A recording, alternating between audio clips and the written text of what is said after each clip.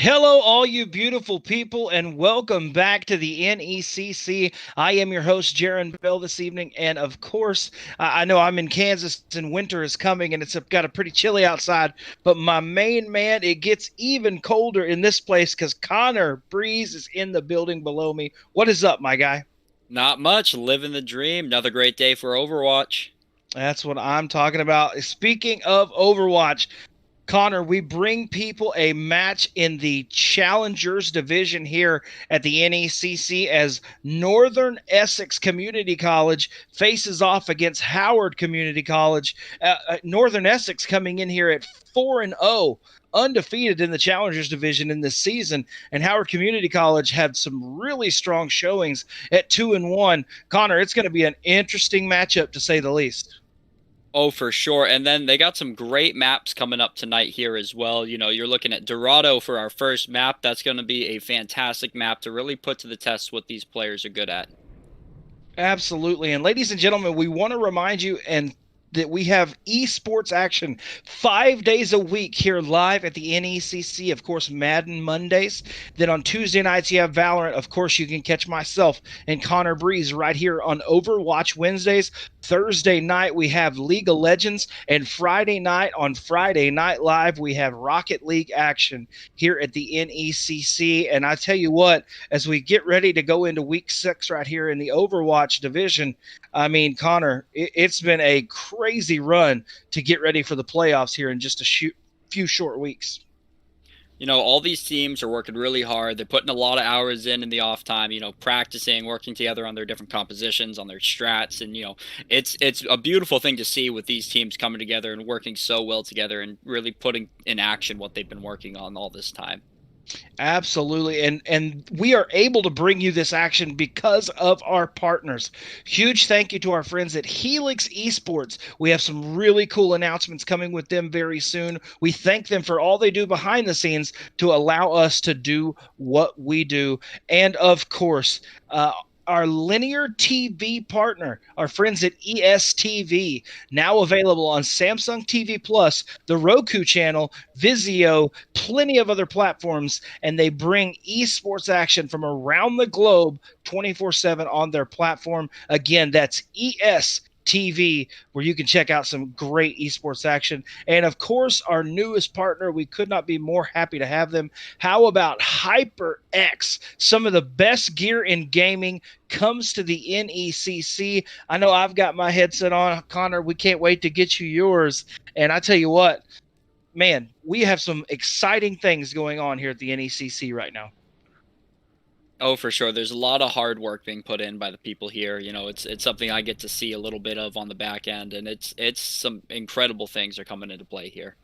Absolutely, absolutely. Ladies and gentlemen, we want to remind you that tonight you will see a best of 3 series between Northern Essex Community College and Howard Community College. It is going to be a fantastic matchup. For those, now, Connor, we might have some people in the chat tonight that are brand new to esports and Overwatch. They may be just here to support one of these respective universities. What can they see as we get ready to look at the streets of Dorado?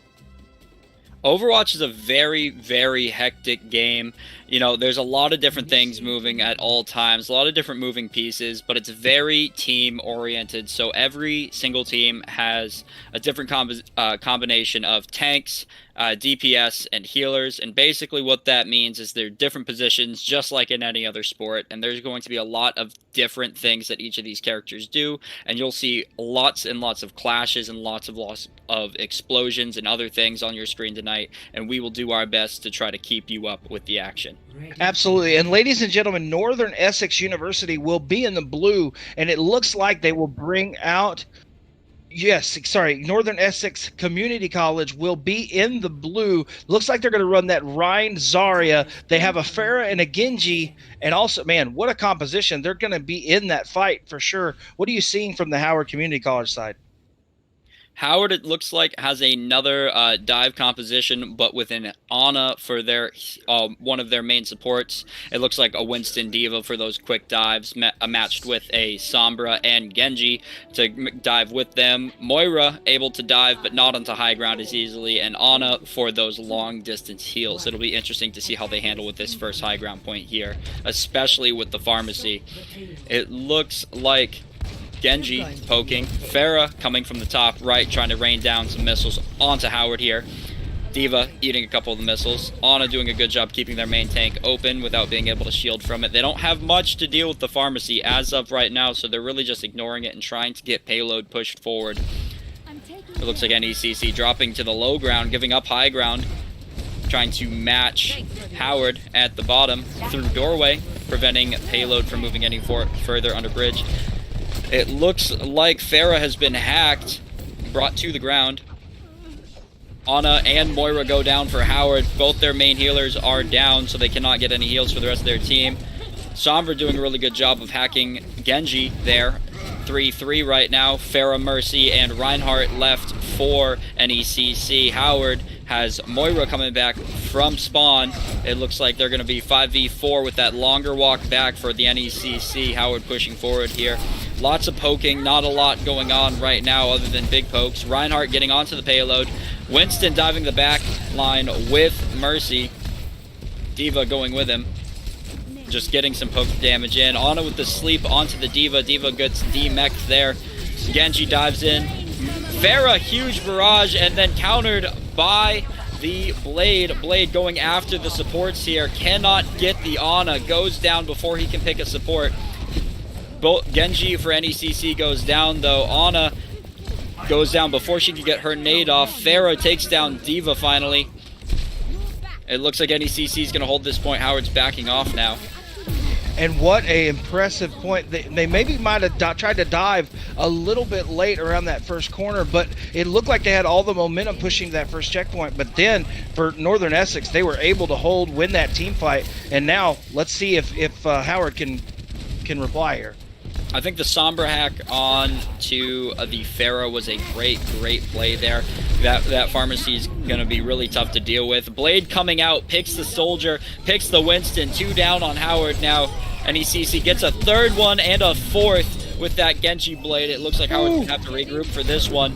Bubble to save the Genji. Big heals from Ana there. Ana doing her job very well. Genji doing a good job getting his blade out there. Although it does not look like they nanoed him. That is a nanoless blade that did that much damage. That is a scary thing to see. Now that nano can be combined with a Reinhardt swinging into the enemy team or something else like a barrage. You know, it'll be interesting to see what they combo that ult with. But it looks like Howard's now coming back, trying to take high ground now. But only the tank Soldier just doing some general shield damage. It looks like Mercy has ulted as well as Pharah. They pick the Sombra. Shatter gets the Winston, but no one else because of the bubble. Moira Coalesce comes out now, just getting some basic heals and damage onto the other team. Winston primals, but gets grabbed by Zarya. He's nanoed as well, though. He is still alive. Bomb coming out now. 3 go down. Huge bomb. I hear another shatter. It looks like NECC's in a bad way now. Howard doing lots and lots of damage. Zarya has been hacked and goes down now. It looks like Howard is going to take control at this point now. NECC might have one last chance to get a touch in here, but if not, it is first point to Howard, and they'll be able to get more time on the clock and push to point number 2. Oh, and Connor, these team fights have just been swinging back and forth and back and forth. What do you think that Howard is doing to be able to push this forward? You know, they're taking their momentum and they're really making sure to get back together with each other before pushing forward again, rather than just staggering in one at a time. Because 1v6 is much harder than a 6v6. Now, it looks like Pharah tried to touch there, but couldn't get there in time and got staggered out, like I was talking, with the staggering, with 1v6 being a very difficult thing to deal with. So Pharah's now back from spawn now, and it looks like Reinhardt's a bit separated from his team for the NECC, now trying to get back. Bubble comes out from Zarya. Micro missiles come out, and there's a huge hack from Howard, and then here comes a Soldier ultimate as well, being damage boosted by the Mercy. Getting good damage in. That's a 5-piece. Reinhardt trying to get out there. That is a huge nano visor, or not nano visor, that's just a huge visor, period. And they chase down the Reinhardt, staggering him out, so they won't have a main tank for this next interaction. It looks like they'll have to fight without him. They're coming back to payload now, trying to get as many people on cart to push it forward as they can to move it faster. And ladies and gentlemen, as you see that timeline in the middle of the screen, they're working their way along, trying to get to that next checkpoint. But we have a massive team fight, massive shatter on the payload, and the Blade comes out. What a play. Blade shatter. Genji finally goes down, but not before picking both the supports and Cozy. D.Va finally backing out, but that shatter blade combination re-won them that team fight, kept them from getting the point, really saved NECC there. Great play by them. And not a lot of time left on that before that next objective. That's a massive, massive play to at least stall and work this time down, as there's only a minute left in this round. It looks like Howard's going to flank the right side instead of going up main straight here. NECC now giving up a high ground. Sombra might be looking for a hack on that soldier, but drops down instead. Mercy goes down, but trades for Cozy. Moira Coalescence comes out now. Winston dives the soldier on the high ground, but soldier sprints away. Reds onto Cozy. Another soldier back in play. Reinhardt swinging against the Winston. Winston diving away, trying to get back onto the Ana, take out the supports. Ana, big sleep there, and the grab by the Zarya. You know, tanks go down. Mercy goes down. Winston goes down. Big shatter. D.Va and Soldier both shattered. Still up for now. Contesting point. 10 seconds left on the clock. Soldier ults, but blocked by the Reinhardt shield. Doing everything they can to get back to this point. Moira needs to touch here. Sombra gets on point. Mercy goes down. Moira fades onto the back end of point. Winston primals, but gets slept, re-woken up by the Reinhardt. They are contesting for overtime here. It does not look like anyone from Howard is close enough to get that touch. What a great end to that round. And it looked, Connor, it looked a little bit like this Howard team got a little extended, as the Winston did dive the soldier, and I do understand that play, but followed it down, got out of position to chase the Ana, gets grabbed, and it loses them the team fight. Man, what a play by Northern Essex, able to win that team fight at the end to stall before that second point. Yeah, I think the problem they're having right now on Howard is they are diving, and they're diving the right people on the other team, but they are having trouble doing it as a cohesive unit. They're having trouble actually getting those picks on the Ana. Ana's got a lot of tech to keep her alive. She's got a sleep dart, so if one person dives her alone, she can sleep them and walk away scot-free with no damage. She also has a Bionade for herself. Takes away healing from whoever gets hit by it on the other team, as well as heals herself. She can be very, very dangerous once you start diving on her. If you don't dive with plenty of people, she will be a handful, to say the least. And it looks like Howard is going to change it up. They're not going to run with that dive composition. They're going to bring out the Ryan Zarya as they have attack here, and it's going to be impressive. What do you think Northern Essex can do here, as it looks like they might go dive with Winston and Tracer? You know, it does look like they have an interesting composition right now. They have a Baptiste, which is more of a bunker support, but they also have an Ashe and a Zarya. Ashe is more that long range that can kind of help with the dive, but Zarya, you know, with only having a bubble, is not as effective as a D.Va in this situation. So I'll be interested to see, you know, how they handle these kind of mid-range engagements here with these character choices. Winston, Lucio pushing up on the top right.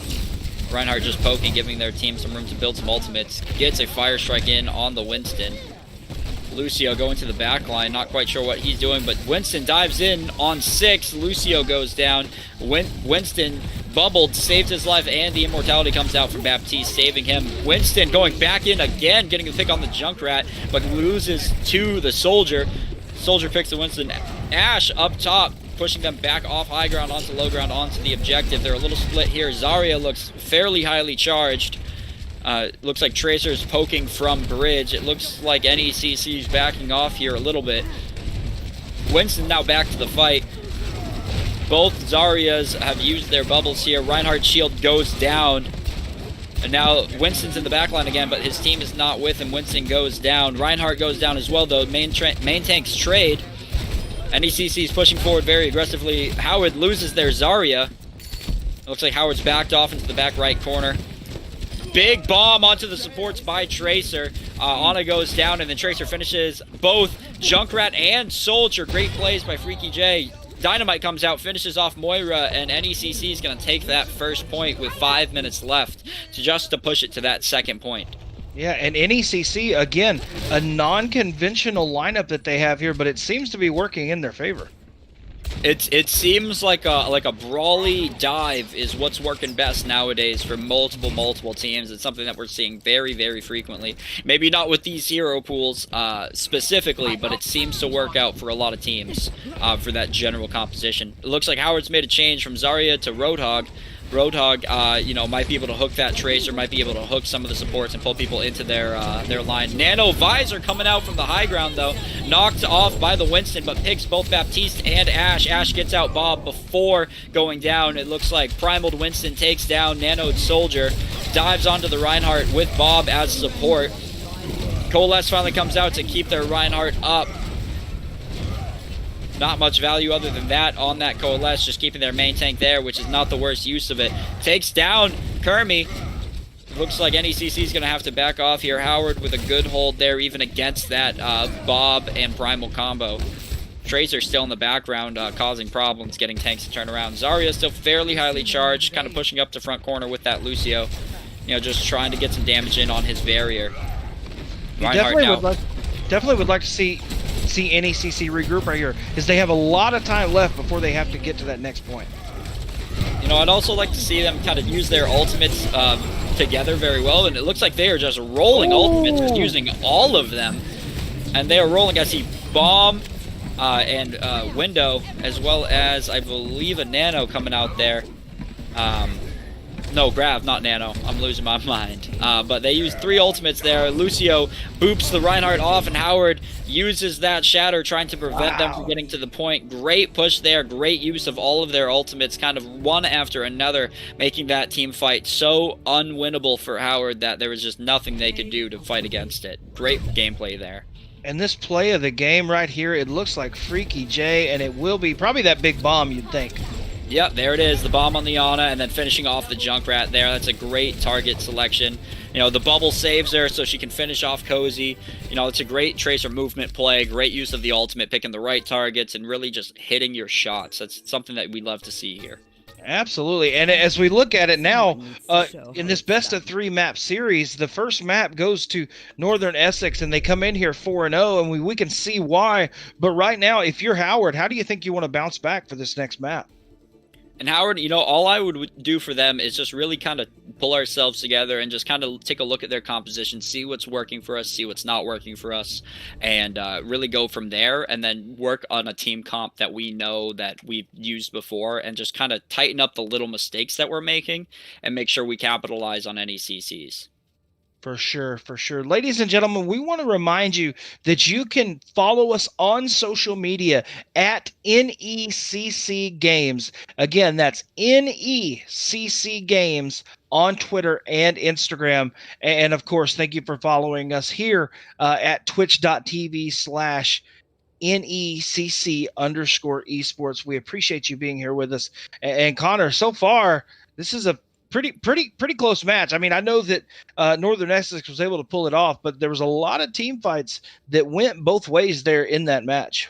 You know, there was a lot of great contention by Howard. You know, they were doing a lot of the right things. You know, they're getting the good picks. They're taking out the supports first. They were having great target selection. They just needed to clean up just some of the little things, some of the little positional things, you know, stay together a little better. But overall, I mean, both these teams are playing very well, and it's a great game so far. But it looks like we're going to be moving to Eichenwald for this next match here, and it looks like a great map for these two teams. You know, there's a lot of areas to dive, there's a lot of areas to brawl, and there's even some long sight lines for your long-range hit scan characters. So, you know, there's a lot of good things in this next map that, you know, will be able to let these DPS shine. And same with the main tanks, you know, whoever the shot caller is for each team, being able to make the calls of, you know, do we want to take high ground? Do we want to go underneath? Do we want to flank left? Like, where do we want to go as a unit? And then go from there.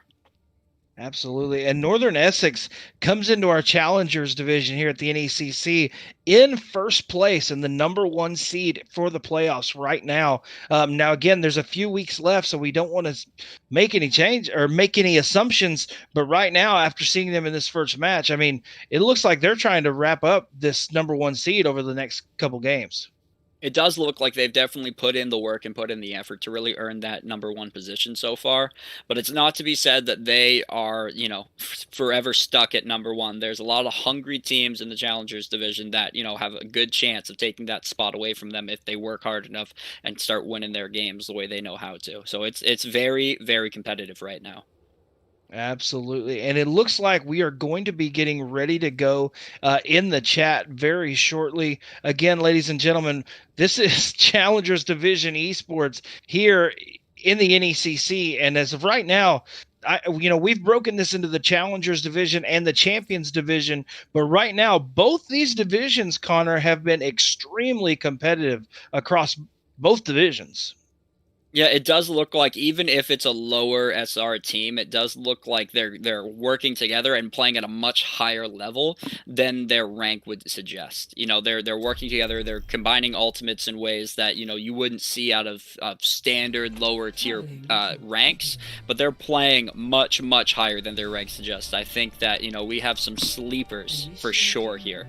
Absolutely. And Connor, as we go into the high country with that spooky map version, I love it. We head to Eichenwald, that first corner, that first point under the bridge is so crucial for those early picks. Talk people about what we're going to see right here as you go under the bridge and what we're going to see on this map here.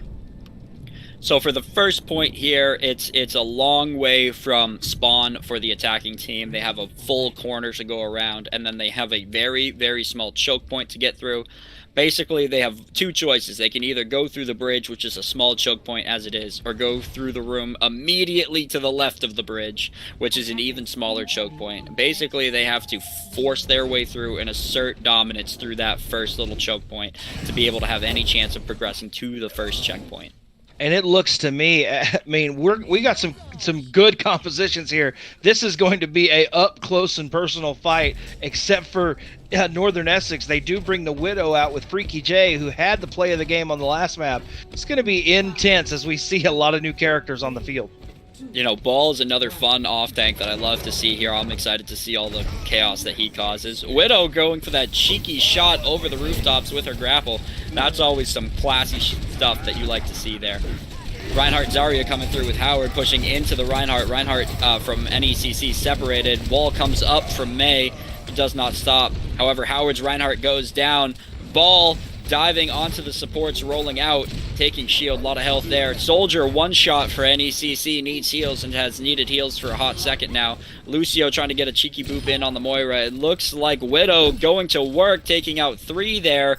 Moira and May pushing them back to spawn. Now they'll have to regroup, and it looks like NECC is not letting their foot off the gas, and they're pushing all the way to spawn doors here. Wow, and it looked like the momentum was going to be that direction on the Howard side. But now let's see if they can cap around this corner as they've regrouped. You know, the swap to Doomfist there is definitely worried that Reinhardt forced him to back up here. It looks like they're taking left side. Block the shatter with the May wall. Huge. Moira coalesces as well. Reinhardt misses his charge, rattled after missing that shatter. And it looks like Howard is dominating through here. It looks like Soldier has popped his ultimate, trying to, make something happen here. Doomfist taking away a lot of his sightlines by punching him away. Reinhardt as well with that huge shield of his, stopping him from being able to see the rest of his team. NECC now regrouping here. Zarya one shot, but bubbles herself to survive. Doomfist gets a good punch in on Ball. Doomfist now ulting. 5v2 in Howard's favor. Doomfist takes out the Ana no healer. Reinhardt goes down, and it looks like Howard's in a very good position here to full take this point. It looks like NECC is going to back off and give them the room they need to bring it to the next part of this map. Well, and like we said, we knew that it was going to be up close and personal as the payload flips to the Howard Community College side. And man, this has been an intense, up-in-your-face match so far. Widow's doing a great job. Freaky J hitting their shots, you know, picks the Ana, staggers Ana down, you know, getting good shots in on the other team, you know, trying to play around those big Reinhardt shields and, you know, hit those shots. And I've seen some headshots coming out of here, so you know that's something dangerous to deal with. You know, fully charged Widow's 300 damage, which is pretty much any low health hero is going to go down immediately with a headshot by Widow. Very, very dangerous character to play against. Reinhardt, however, out of position, gets pinned to the wall and goes down. NECC has no main tank moving forward. Ana also picks the Doomfist, slowing their assaults down. And Freaky J with a headshot on one of their main supports. Moira going down there. No more Brawl support. Hammond dives in but gets frozen by the Mei and then pinned. Still alive, but only for a second.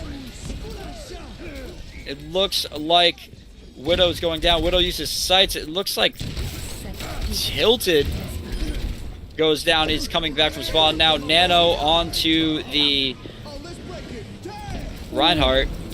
Freeze coming out from Mei as well, and there's Grav. Kosi's finally back here. Ana's in a bad position. Ana goes down, but takes the Mei out with her with that dangerous nade. Pinned Reinhardt from NECC going into the background, fighting with Zarya. Takes her down. Ball separating the rest of the team. You know, Moira getting separated, having to get picked and staggered. Lucio making his way out, and it looks like NECC is going to hold this point for the time being. And my goodness, NECC dropped every single ult they had to be able to push back. So a little bit, not much of an ult advantage though, as we look at the top screen. So just shatter for the both Reinhardts. And it looks like Soldier's ultimate for NECC and Doomfist ultimate are going to be the two that are coming up first. Freaky J gets taken down by the Doomfist. Doomfist doing his job, diving some low health heroes, using that high pick potential he has. Zarya gets booped off with the Hammond drop, losing your off tank and one of your DPS is not looking good for Howard in this fight here. Hammond now onto the back line, blocks a nade by Ana. Soldier ults. Hammond hacked. Very bad for Hammond to be hacked. It loses all of his mobility. Counter charge from the Doomfist and Reinhardt, but he goes down as well. Freaky J getting a pick on the Moira. Doomfist also going down. Hammond going all the way back, trying to get a pick on that Zarya, but Zarya was too high health for that to do anything. It looks like NECC going to hold here. And what a play by that Reinhardt. As we go, he has so many opportunities that most players might have tried to use the shatter condense like that. But as we go for this next team fight, he still has shatter. Widow uses walls here, and it looks like Tilted keeps getting hacked. It might be dangerous for him to continue diving that backline like that with that Sombra. It's a great counter pick for Hammond. Hammond hacked again. Widow taking some good shots off, gets the Moira. Reinhardt low on health. But takes out the Zarya as well, and Reinhardt finishes Desired Sloth there. You know, great play there, great Widow play. Hitting shots is what's important, and you know, if Widow keeps hitting those shots, team fights are going to be very, very difficult to win for Howard. And right now, what can Howard do to offset? Because right now, they cannot get around this corner. Oh, it looks like they've just swapped to a dive comp to try to deal with the Widow a little bit here. You know, their control of the high ground is very, very good, with both a Soldier and a Widow there. Widow goes down from the dive from Winston, but the shatter comes out from Reinhardt. Reinhardt eventually gets some with help from Tilted with that huge swing, taking out both supports. They swap to a dive composition here, and they're seeing if they can hit those shots, knowing that Widow's giving them a lot of trouble. Beat comes out from NECC. Fire Strike takes out Sombra, and Tilted finishes off Winston. It looks like NECC is pushing them back to spawn again. You know, great composure held by NECC here, but you know, Howard doing a good job of switching up their composition when they realize that something's not working for them, and they take a second to think about what can work best. It looks like Winston and Doomfist hopped on point to keep it into overtime. They had a good pick there on the Ana. Ball ults on point. Winston taking a lot of damage from that, and then Soldier ults as well, just absolutely removing them from the face of that point. Well, and like you said, for Howard, they made the change to the dive cop, but Connor, it was a little too late, as they were not able to try to get anything done. I mean, your hat has to come off to Northern Essex Community College, because right now, this is a dominant performance so far. They are playing very, very well together. They're very composed no matter what Howard throws at them. Even if they lose a team fight, they do a good job of bringing themselves back and kind of playing smart about how they're going to reapproach that next fight instead of just absolutely staggering in and, wasting time and resources just trying to get back as quickly as possible. They'd rather take a second, bring their whole team instead of just, one after the other, which I think is very, very smart of them. They're doing a good job of that. And it looks like they're going to keep a very similar composition moving forward, except having a McCree for their backline protection. Looks like Howard as well is going to have a Ryan Zarya kind of brawl composition here. There's Mercy and Moira are the two supports with Sombras on both sides of the field here, although they do have a Reaper, so Reaper might be a problem for Reinhardt Shields, as we know does a lot of damage, and with his lifesteal he can be a very problematic anti-tank player. We'll have to see how they clash in the middle here on this first point. All right, ladies and gentlemen, we are back at it. Map 2 of this best of 3 series, round 2. Let's see if Howard can hold and see what they can do. Ball already doing a good job of splitting Howard up, slamming right through them and then just getting them separated. And it looks like Lucio Boops are doing the same thing. They're just trying to keep them as far away from each other as possible. Reinhardt goes down on Howard. Good slam by Ball there. Ball, recharging, slamming back in and playing Beyblades around the point.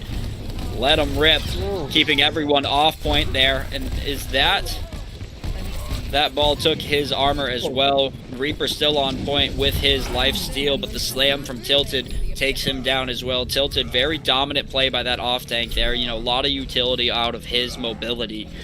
Doing a good job of separating Howard and doing a good job of getting high damage in at all times. And Connor, to that high level ball play is not easy to do, so it's pretty impressive if you're watching right now.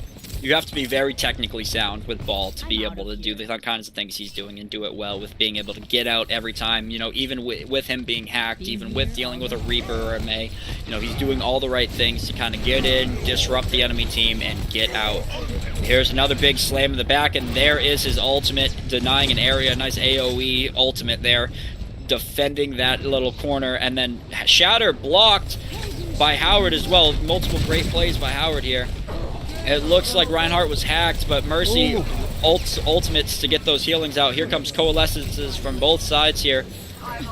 Zarya falls off bridge, unfortunately. High Noon comes out as well, takes out the Flying Mercy.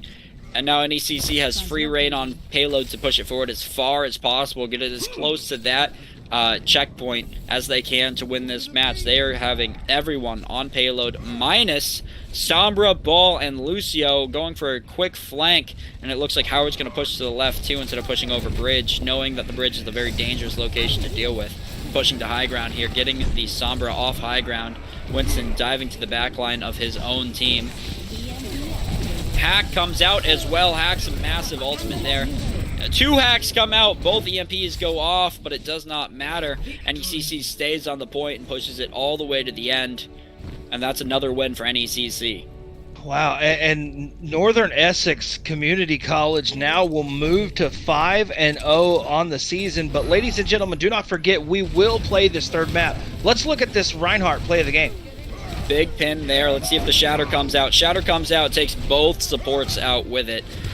Great targets for that Shatter there. There's really nothing they can do to stop that or avoid it. Maybe Moira could have faded out of it, but the timing for that is just too immense. He had a free double Shatter there, which is always fun for Reinhardt players. Absolutely. And ladies and gentlemen, we will play this third map because here at the NECC in the Overwatch playoff divisions, one of the things, we are going to have some teams at the bottom of the playoff seeding that are going to be close or similar in record. So all of these maps count. I mean, especially Connor for Howard Community College, as they come in to 2-1, now falling to 2-2. I mean, winning this next map could go a long way to them as they try to get in the playoffs in the next few weeks. It could be a very, very important playoff seeding spot for them, if they can win this next map. It looks like they have a couple changes coming out. The Niall is going to hop out for Howard, and Mamba is going to come in. It'll be very, very interesting to see what kind of changes that brings to the composition and what each character brings to the table. Well, and we're going to go down. This is one of my favorite maps just because I love how beautiful it is. We're going to go seaside. We're headed to Ilios. It is a beautiful map. What can people expect as we get ready to go? You know, we can expect a lot of close quarters fighting, and depending on the map that we get here, it's a random of 3. One of the maps, is very, very fun for players like Roadhog, Lucio, sometimes even Ball. So it's a Sure. lot of basically environmental spots that if you fall into, your character loses all their health and they die. So, you know, it's very, very important not to get hit into things like well or get hit off the side of the map. You know, the bridge was causing some problems there for some people in Eichenwald. So, you know, if you're having trouble with fall damage, you're going to have a lot more trouble on Ilios. Absolutely. And, I mean, wow. I mean, this is going to be impressive. And we have a new game mode. As you can see, the pit in the middle, the one you were just talking about. Explain this game mode to people that might be new here to Overwatch. So this game mode is basically kind of like a king of the hill, essentially. Basically, one team takes control of the point, and as long as that team has control of the point, their percentage will continue going up and up and up, and until one team is completely removed from the point, the other team cannot start gaining a percentage or start taking control of that hill. It is not an instant takeover. The second one team loses point control, the one team has to fully take control of the point for a few seconds before it'll swap positions over from one team to the other. Absolutely. And we're pretty close, ladies and gentlemen. This is the 3rd map of this match, and let's get into it. Northern Essex. I'd love to see, what are you looking at for these compositions, and let's see how that plays out, because we're 5 seconds away from running this last map.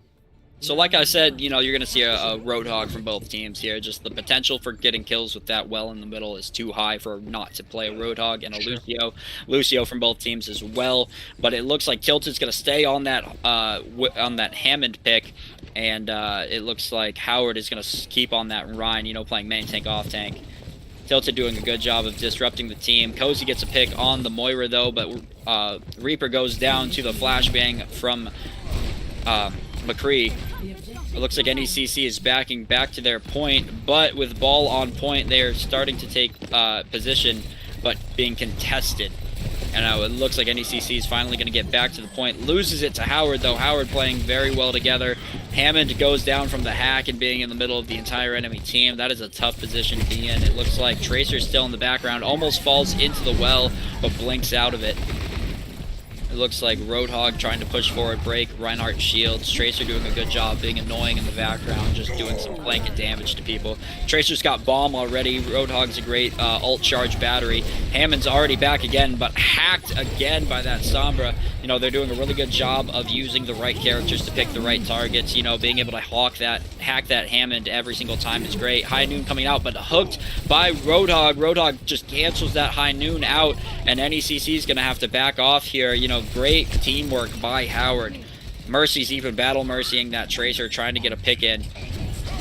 Well, and what a professional performance. And Howard, just like we talked about, this map's so important to them and the future of their season. I mean, that is exactly how you'd want to start in this match. Oh, that is a fat finger if I've ever seen one. That is unfortunate coming from Cozy there, just pressing Q when you're not ready. Or it's an ultimate flex, one or the other. Hammond comes in, drops down mines in the front left corner of point here, trying to prevent some location from going. But Howard's Rhine shatters from the back. Huge shatter. NECC losing players left and right. Tilted on the back end of the point contesting, but you know, Howard still has players on point, so they cannot take over the point yet. Gets hacked again and goes down. Hammond might not be the call here. You might want to be playing a main tank or something else. Moving forward, it might just work better into the composition. Mercy gets a res off on Reinhardt, keeping their main tank in the fight. Absolutely. Let's see what they're going to do, as it's such close quarters right around there. Here comes the coalescence from NECC. Ooh. 2 whole hogs and hacks coming out, canceling out one of them. Hook as well. It looks like it is an absolute clash here. Howard's Reinhardt gets a big pin on the Roadhog there. Beat comes out from NECC's Lucio in an attempt to keep this point. He's going to contest as long as he can. Hammond and Moira on point as well. Tracer uses recall. Here comes Death Blossom for real this time. Doesn't pick anyone. Another slam and quick ultimates coming out of Hammond, but it does not matter. Moira fading out of Fire Strike. Reaper back now from NECC, hacked immediately by the Sombra. Good hacks coming out of Howard Sombra there. Roadhog uses breather. Roadhog also misses, hitting NECC's Roadhog with hook. Big hook from NECC's Roadhog, though, takes Reinhardt right out of the fight. And NECC looks like they are taking control of this fight a little bit. Tracer Bomb hits the Lucio as well. Cozy takes out Osiris. Reaper against Reaper action there. Tracer also goes down by the Howard Roadhog. It looks like Sombra falls in the well and gets moved in by Lucio. Another Death Blossom comes out by Reaper. Cozy finally takes down that Roadhog. This is an absolute brawl here. Moira goes down to Cozy as well. It looks like Lucio from NECC still attempting to contest along with Reaper. Tilted, swinging around doing Hammond things. You know, just keeping pressure on. Tracer gets hacked, has no recall, no blink. Gets taken down by Cozy again. Cozy doing some good work here on DPS. Coalescence comes in, and Whole Hog comes out against both Roadhogs here. Kermie gets hacked and goes down. Reaper ult from NECC now onto Reinhardt, but doesn't get him. Reinhardt solo shatters the Reaper. Cozy still doing work, taking out Moira. This is a huge battle here. NECC's Reaper goes down finally. Tilted still in the background contesting. Tracer recalls into the back line of 3, trying to get as much damage on that Sombra as possible to stay alive. Winston now back to the point. Kermie, 1v4, does not take it. Misses bomb by Tracer. Winston dives in onto the Roadhog and then gets hooked to stay in. That's a lot of damage there. Fantastic point control and fantastic final fight by Howard there. Fantastic control overall. 100% to 37% for round 1 in Howard's favor. That is the kind of Overwatch we want to see. That was intense. And how about, like we talked about, Howard comes in and they win the first round of this this last map, needing to have it to help them with playoff contention. And oh my goodness, what a play. That was intense Overwatch action right there. That is what we love to see here at the NECC. Speaking of NECC, it looks like NECC's now has switched from the double off-tank roles to a Hammond and Reinhardt. It looks like Tilted is a Hammond one-trick from what we're seeing here. Does not like getting off Hammond, although he does fantastic job of building his ultimate and getting disruptive with the other team. He's a great Hammond player. Well, and he switched into the second map, and it's been impressive. Let's see as we dive on top right of the objective right now as everybody dives in. It looks like Howard's keeping the Roadhog. Freaky J with 2 picks right off the bat, and Kermie coming in to clean up the main tanks here. Howard in a bit of disarray after losing those 3 immediately. Roadhog attempting to get out, but surrounded by NECC players.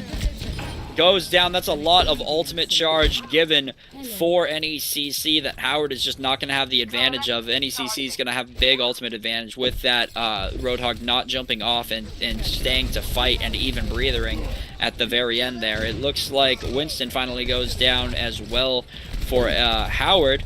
Gets picked by NECC. Freaky J doing work in the background. It looks like the supports are getting in on this support on support action. Mercy goes down. It looks like Mercy will have to stagger on back. And that Widow taking that mid lane up top and just raining shots down.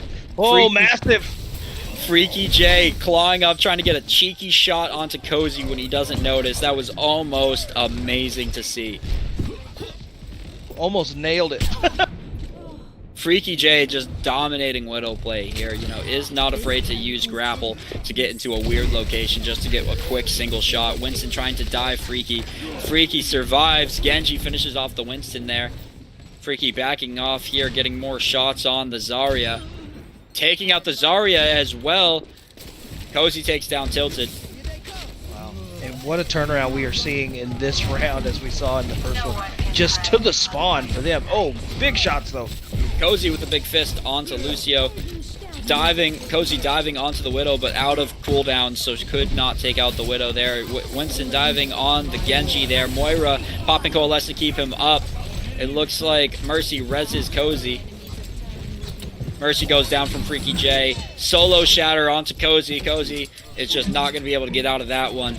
It looks like Tilted takes out Roadhog as well. And Venom Mine takes out Lucio. Freaky J putting on a show here tonight, deciding that he wants to get as many picks as possible. It looks like Winston Primal to get onto point for Howard. Hacked Blade. Good hack there onto that Genji Blade from Howard. Winston diving back to his team to place the team here. Good punch by the Doomfist. Hack onto Tilted, but not onto the rest of the team. Looks like Moira's fighting in D.Va one-on-one. It looks like Genji's trying to get in there. Cozy gets a double fist. Moira goes down to the Winston. Winston gets picked by Freaky J. Cozy ultimates Freaky J and takes out Lucio, and that is huge plays by Cozy there to get those picks to keep them in this fight. 99% to 4% NECC. Wow, and we see people in the chat, everyone saying Cozy going crazy, Cozy going wild. Man, what a play we have seen. He has stepped up. I know. Cozy going hard today. Reinhardt slamming in, Reinhardt and Hammond slamming into Howard here. Minimal backup. Reinhardt goes down Genji with the big dash. And Cozy taking out the Lucio again. It's like he's got something out for him. Punching out. Calm here. Winston in NECC spawn. Finally jetpacking out. Lucio goes down to Hunted. Big res there by Mercy. Oh, here comes Walls. You got to be careful for Freaky J here. He will get shots off the second he got it. It looks like he got a body shot off on Lucio. Tilted, ulting in the middle of point there. Winston being healed by the Mercy ult. Shatter coming out, but not getting anyone. Cozy fisting out there. Punching the Reinhardt. Another Coalescence coming out here. Oh. Tilted falling to the Primal. Winston going down to Osiris here. Meteor Strike coming out from Cozy here. Who is he going to pick? It does some good damage to the Reinhardt there. Blade coming out as well from Osiris, going after the D.Va. D.Va flies straight into the air to take away that value of that Blade there. Genji still in the background, uses dash to get into the fight. Bomb coming out from D.Va, from Mamba. Kermie goes down. Osiris picks Cozy. Cozy is down for the fight. Mercy also gets picked on Howard. This is NECC coming back here.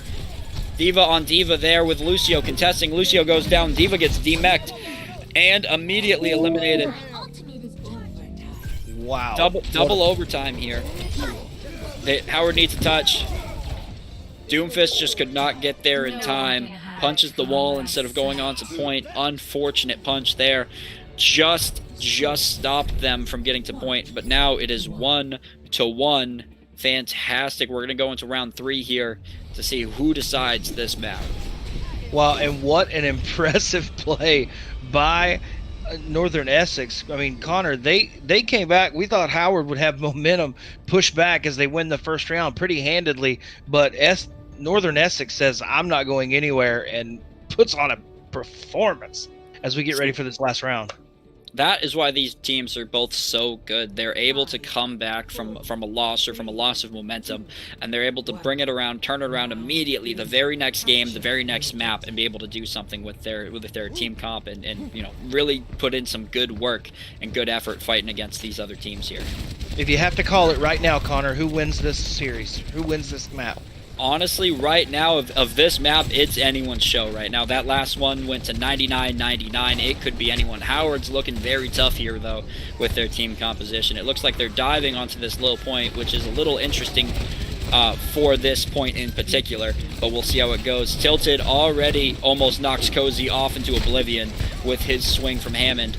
Mercy also almost knocked off into oblivion. It looks like Tilted knocks himself off into oblivion with the D.Va, trading himself out for the other off-tank. Genji goes down to the pin. Boop takes out Winston. Mercy reses Genji. Cozy gets knocked off by Hammer. A lot of environmental deaths here. Mercy finally goes down to the Moira from NECC, and NECC looks like they're going to capture the point first, 25%. Smart, don't it? Howard's going to have to regroup here. And Northern Essex just comes out and wins that initial point. Early picks go their way. Let's see if Howard can bounce back and try to win this map. Howard doing the right thing, you know, really sticking together, kind of moving as a unit. Lucio's going to come out of spawn, but Lucio with that speed boost is going to be able to get there very, very quickly, so that's not too much of a big deal. Fire Strike comes off, hits that Moira. Moira low on health, but down goes Kermi very, very quickly. High Noon coming out from the top right. Blocks everyone except for Genji. Unfortunately, Genji didn't get the reflected on that. Could have reflected that back into the McCree right there. But Howard really doing well, picking this team apart now. McCree and Moira both go down, and there goes Lucio. Howard just putting on a show here. Tilted with another environmental kill. Takes out that Lucio. Tilted eventually goes down to the damage boosted Genji, but still fantastic, fantastic last kill there with Tilted. Tilted making an unseen switch to Zarya. You know, they're really going for the brawl comp now instead of trying to stick with this Hammond composition, you know. I can't wait to see how fast Tilted gets charged here. I didn't see that coming, Connor. I did not see them, Howard taking his back. Huge shatter. Oh, big. Dragons are coming out now as well on point. Here comes Blade as well. Dragons and Blade. Takes out Kermi. Tracer. Freaky J takes out Cozy there. And down goes Osiris. It looks like Moira's still in the fight. And Lucio supports are still in there. Lucio goes down. Zarya. Tilted, being chased down, jumps off, does the smart play there, doesn't give up any more ult charge. Same with Freaky J. You know, good work out of those two, not feeding ults to the other team.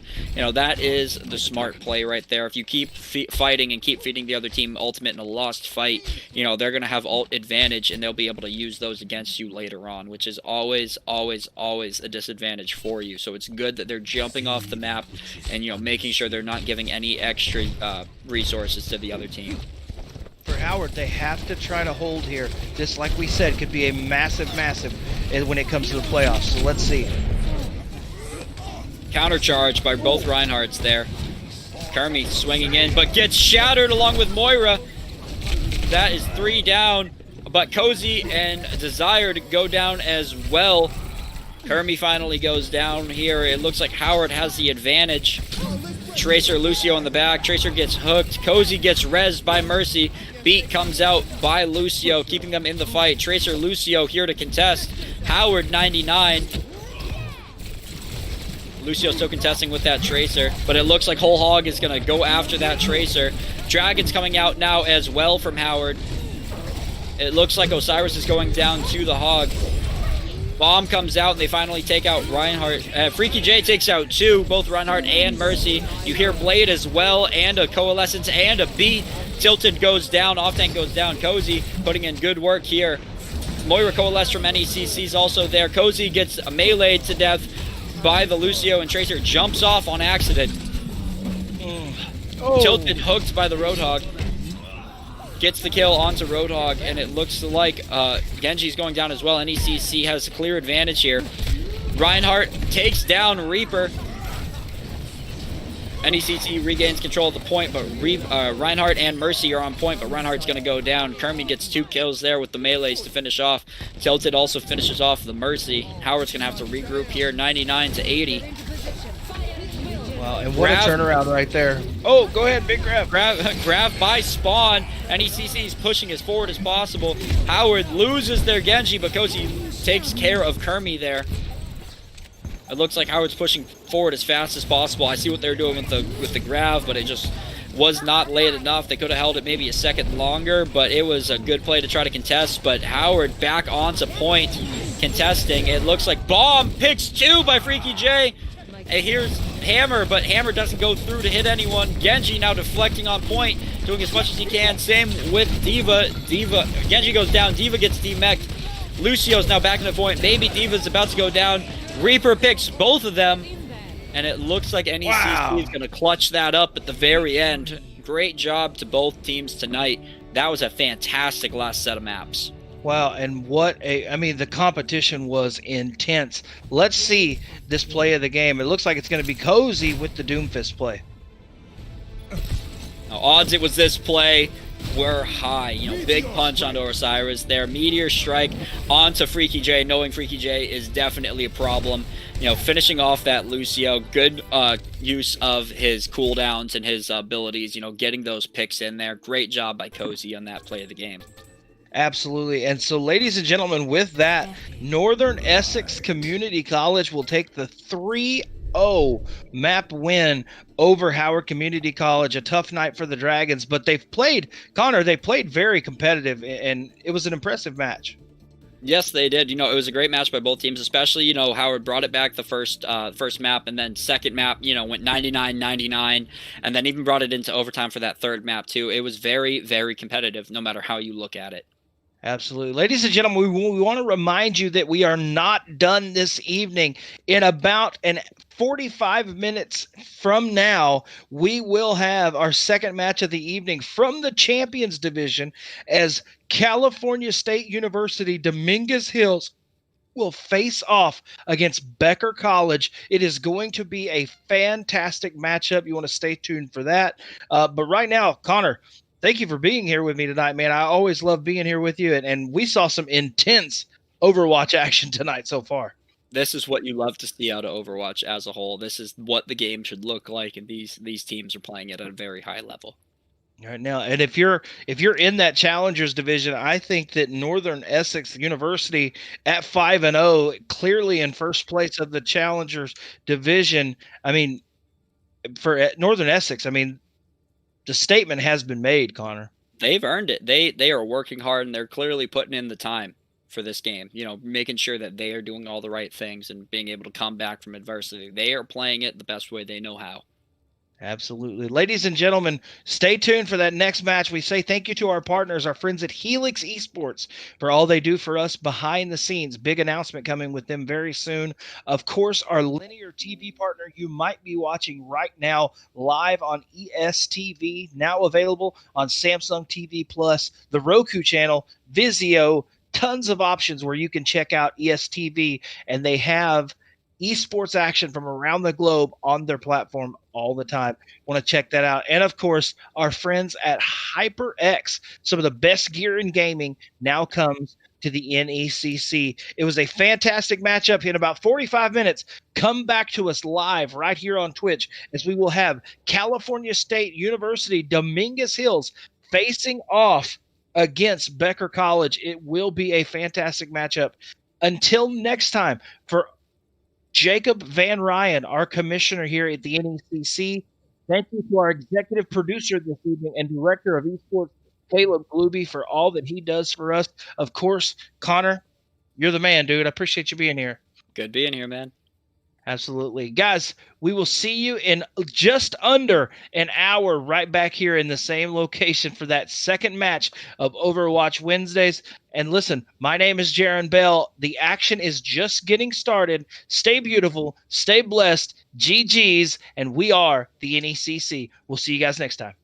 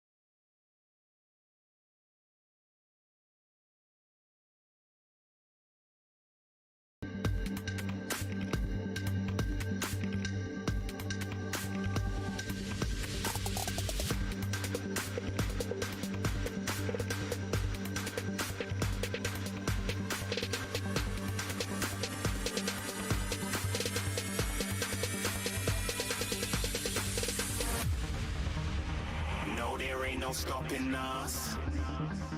Fly without boarding pass. Couldn't catch me, I'll be moving fast. Call me a shooting star. Let them know who you are. Flying up in a bar. Wish on a star. Time to show them who's in charge. Call me a shooting star.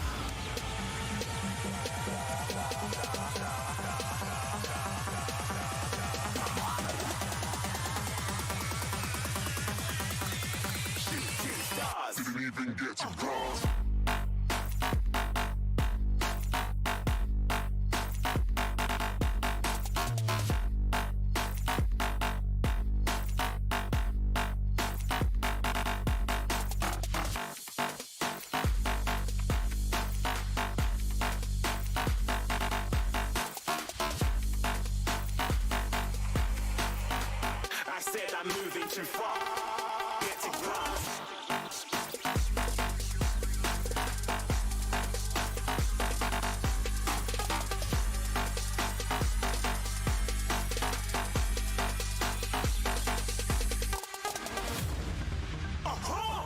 Looking at a shooting star. Got more than a couple of people going mad. I swear they're rooting hard. Tell them I be big in the game like she went and got them breast implants. I said I'm moving too fast, didn't even get a glance. I'm ready to eat up track like I'm seated in a restaurant.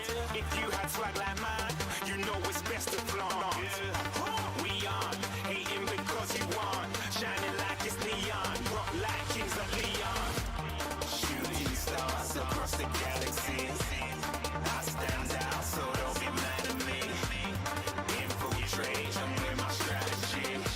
When I turn up, then amateurs have to leave. Shooting stars across the galaxy. I stand out, so don't be mad at me.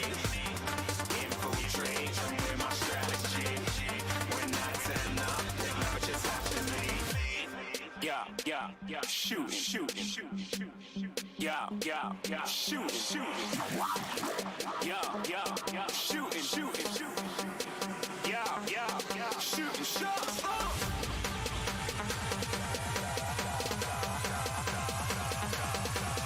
Shooting stars. Shooting stars. Didn't even get to cross.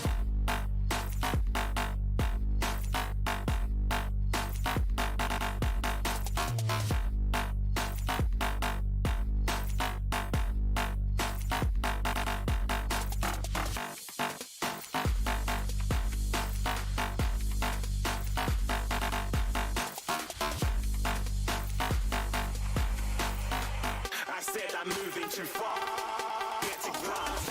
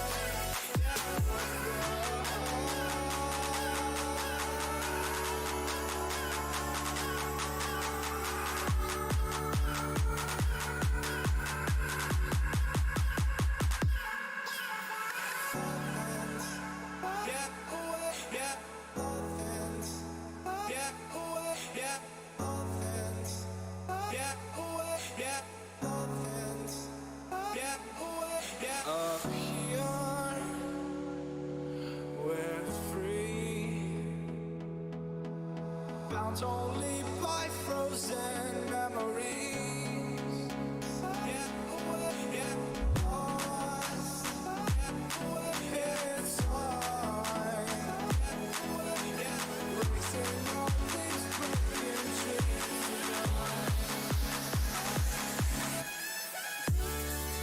away. Yeah.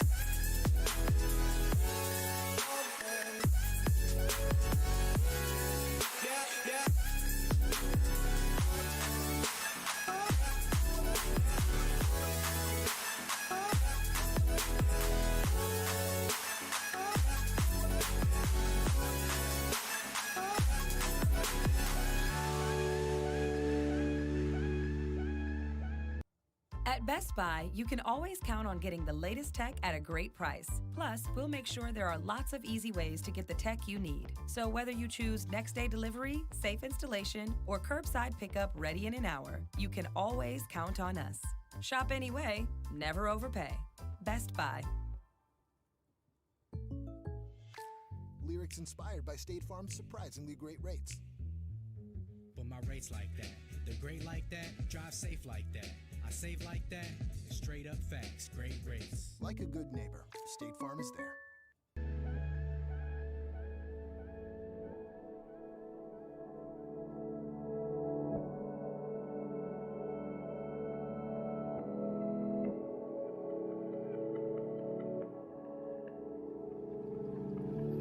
I can't find my way back to you until you make amends with the demons you've been through. And I can't regret leaving you alone until you find your way back home.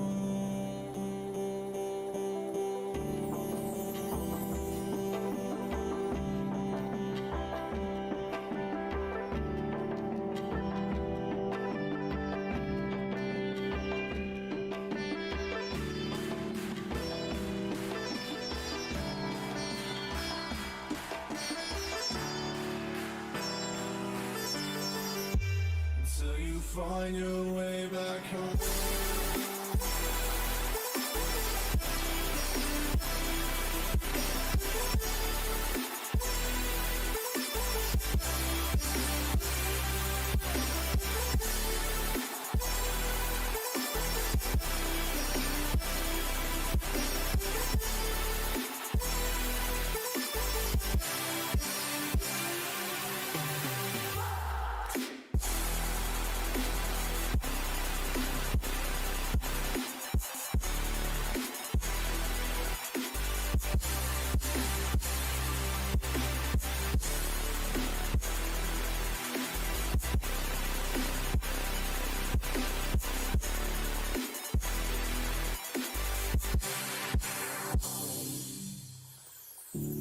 Don't let me drown.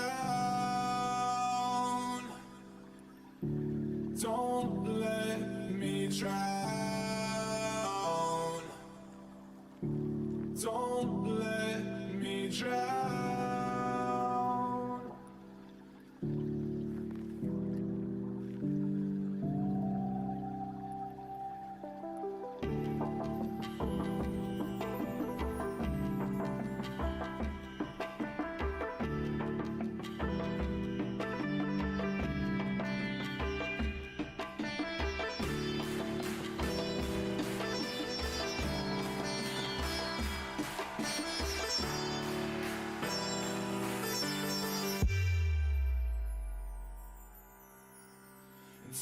find your way back home.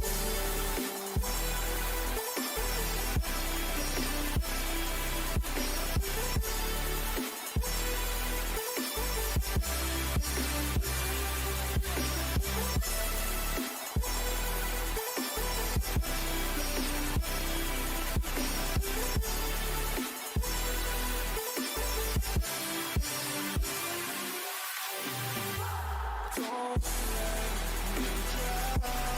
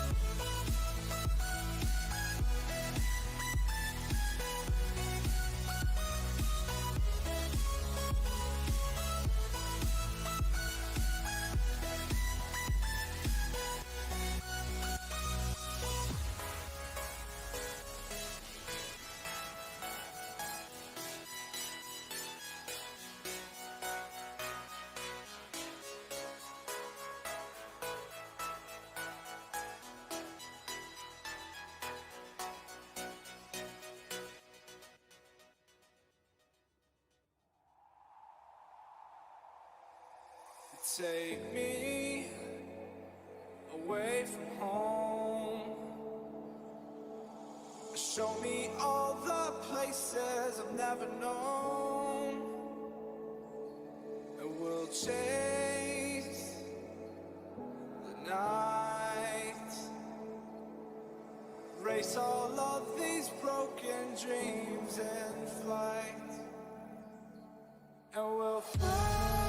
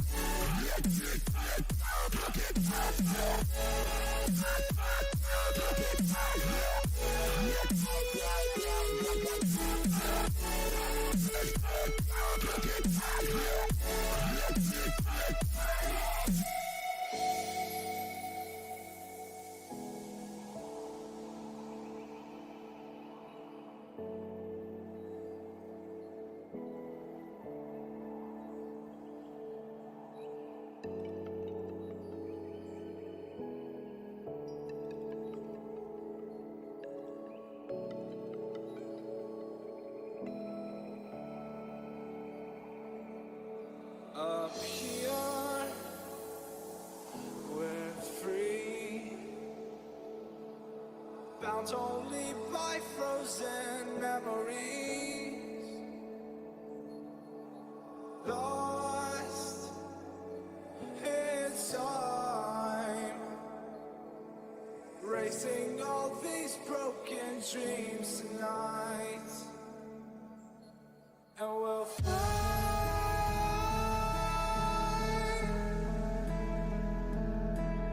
We'll fly away, away, away. Yeah, we'll fly.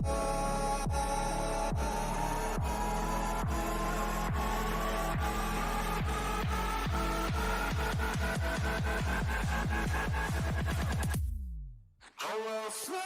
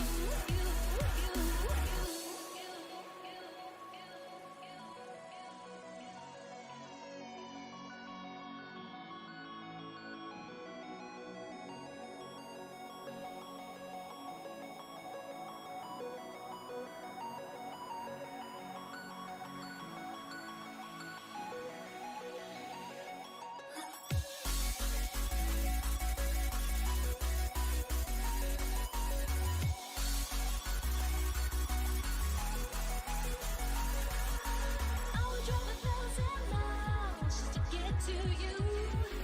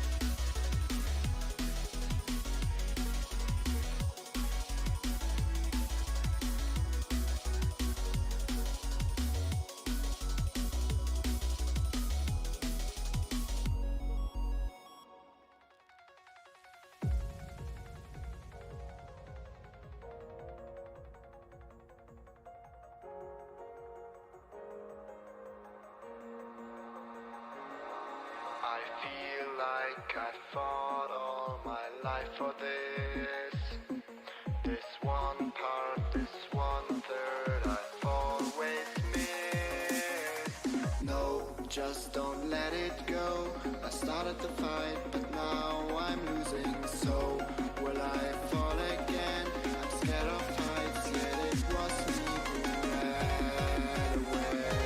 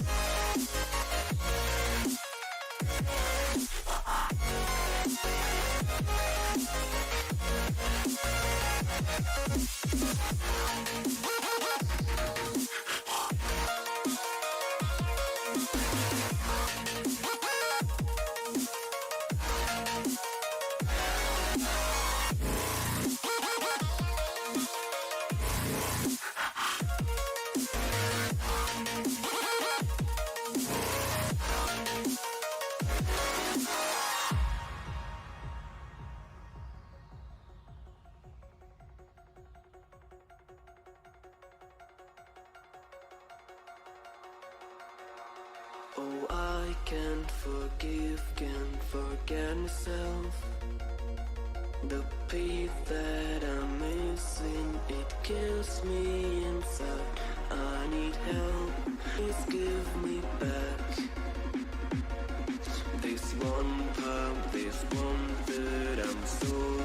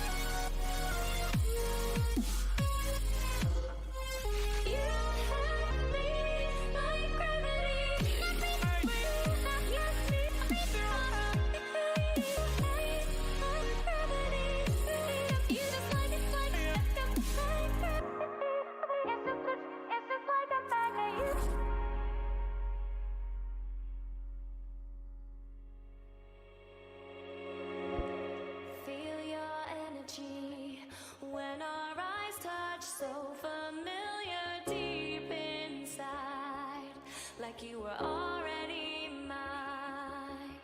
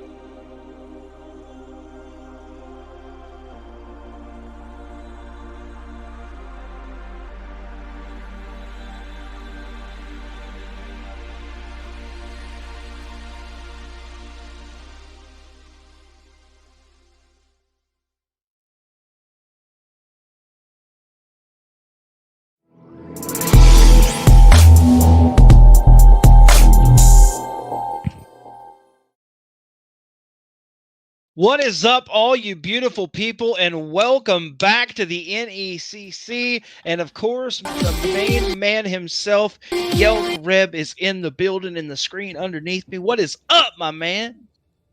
What's going on, Jaron? Happy to be here. Just saw an absolute banger of the last game, and I'm really excited to get going on this champion division game. Oh, man, it's going to be fantastic. Ladies and gentlemen, we have a matchup for you tonight as Becker College comes in 3-1 on the season, facing off against tonight what will have to be called the underdog in California State University. Dominguez Hills faces off.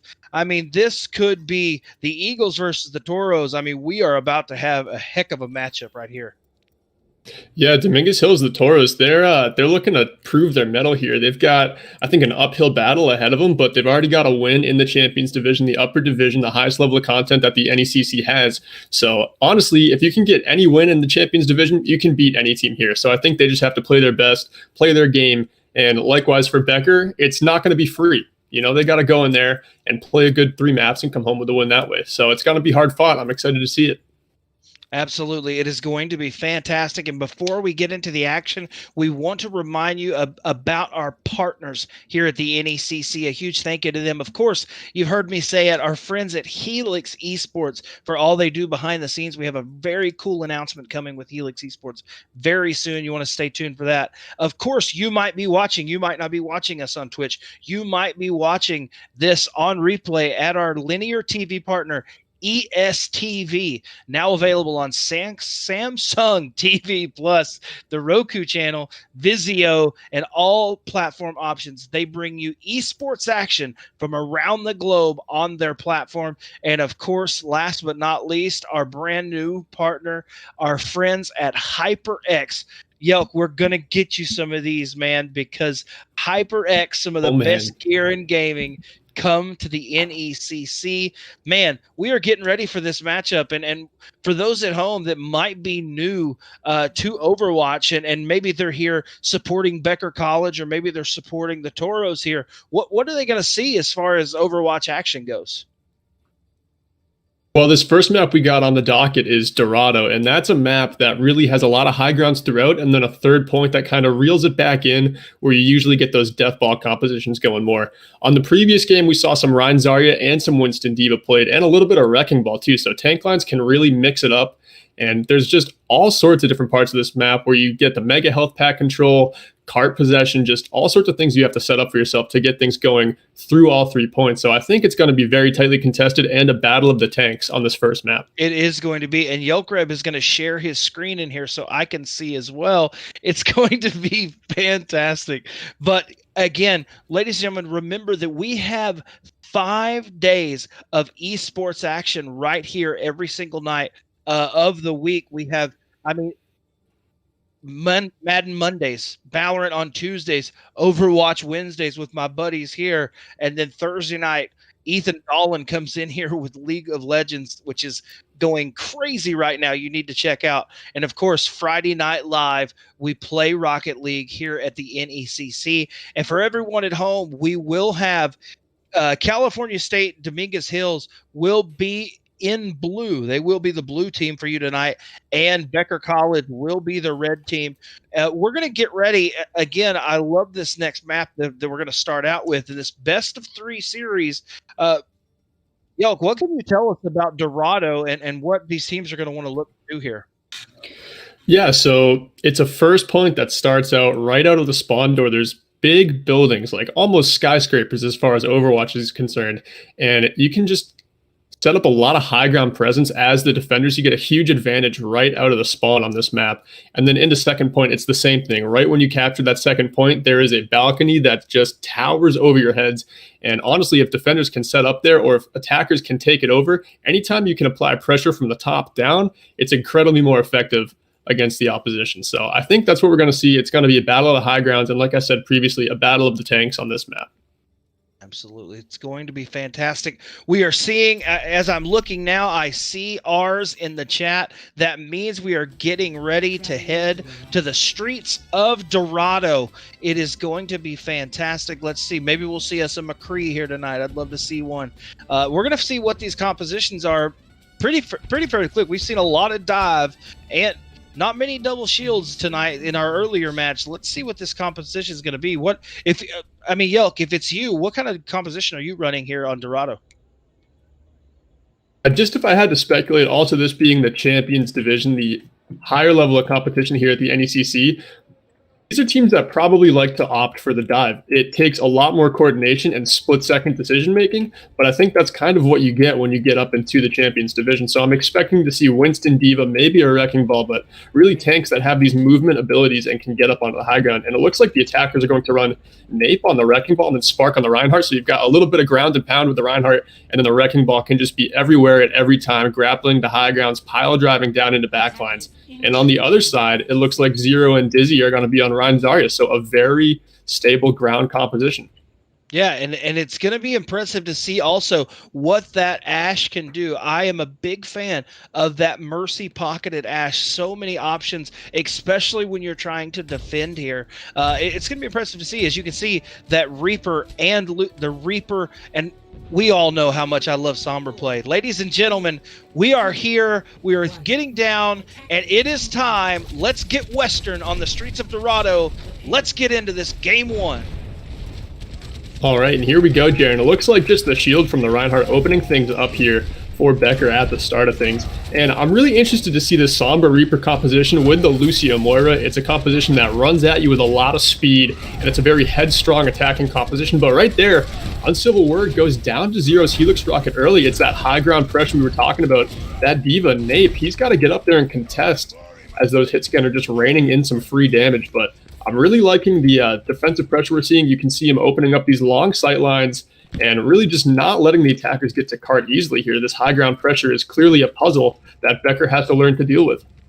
And we're looking to see the drop down is going to come pretty soon. And there it is, just on cue. They drop down. Let's see if they push through as Zarya drops a bubble. Man, this is going to get intense really fast.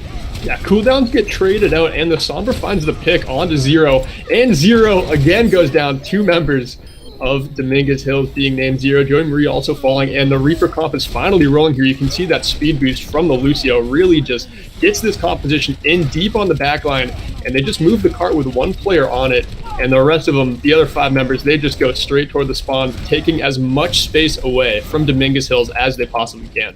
Well, and you thought the Toros there, you thought they were going to be able to hold that first point because it looked so strong on that first attacker on the corner.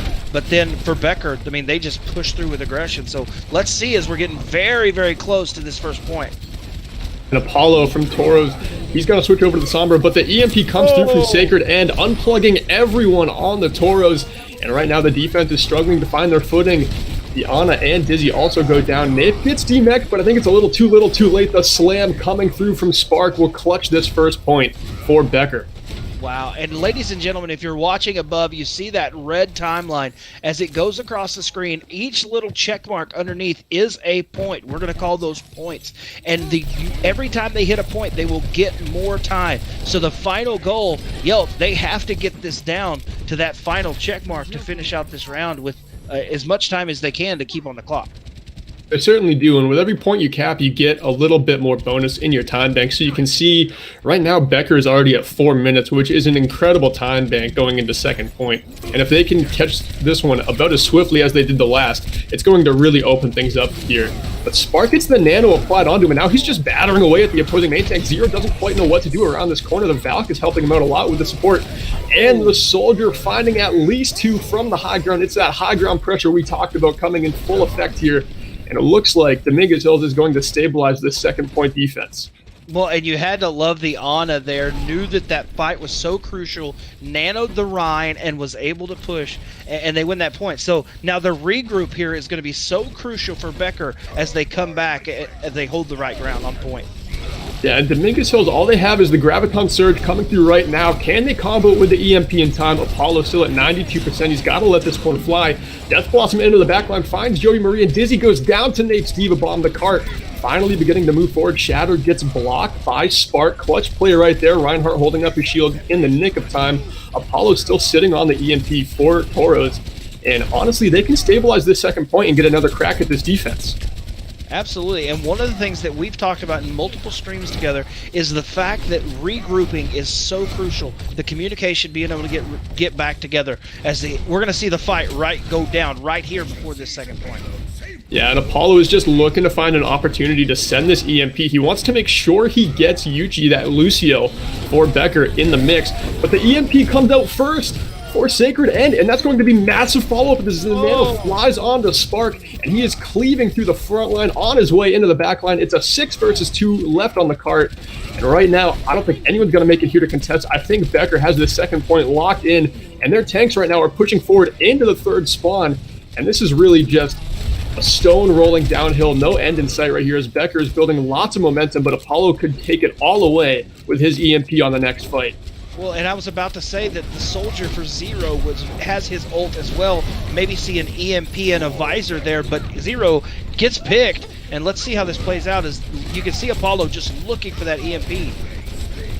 Yeah, Apollo in the backline right now. It's so crucial to ultimate first, especially with an ultimate like EMP, and this one flies through, gets to the main tank, but the Lucio is not hacked, and that beat drop will effectively counter this EMP. Zero goes down, and with the main tank falling for Dominguez Hills, it's going to be tough to find their footing, but Zero does get that pick as the soldier on the high ground, taking out the Reaper, but Joey Marie goes down to Nape's Diva Bomb. Spark is antied, but still swinging into the front line, and the cart right now currently halted, but a quick little stabilize here coming through, and it looks like Becker is a bit on the front foot, still trying to get into this attacking spawn. Spark has that Earth Shatter online. The Nano can get comboed with him as well, and this Death Blossom coming through front Civil Word could really clutch things here. The Graviton Surge, the first thing flying out from Dizzy.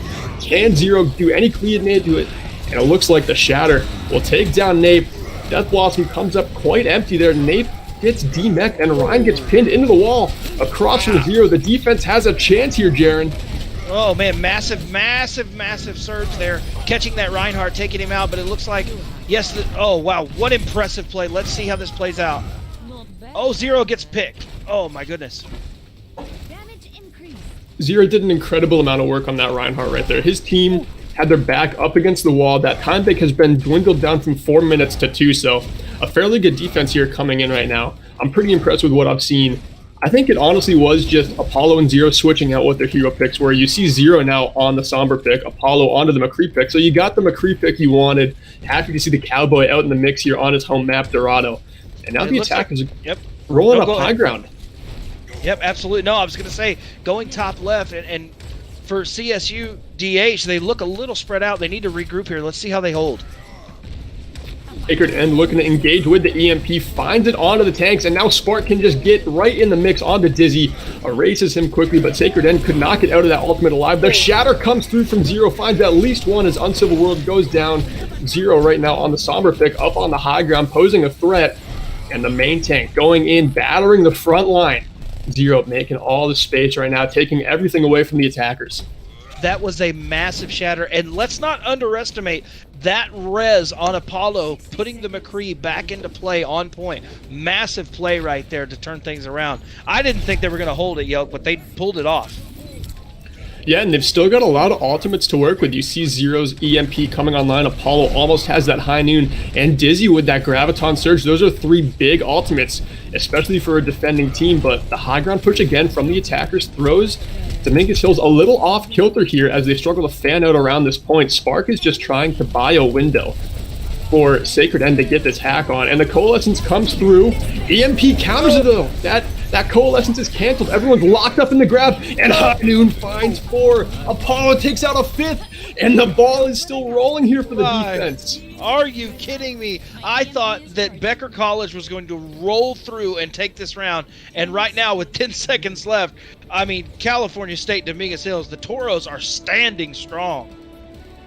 Yeah, 3 seconds left on the clock. I don't think anyone here makes it back in time. Wow. Yeah, overtime bleeds down instantly, and that is quite a turnaround defense from the Toros. I mean, I am very impressed. You see the DPS players just switching the heroes they were on. They continue to run the Sombra, but they choose to put a different player entirely on it, and that can change up the gameplay a lot. Just those change of styles can really throw a wrench into another team, and that's what we saw the Toros do right there.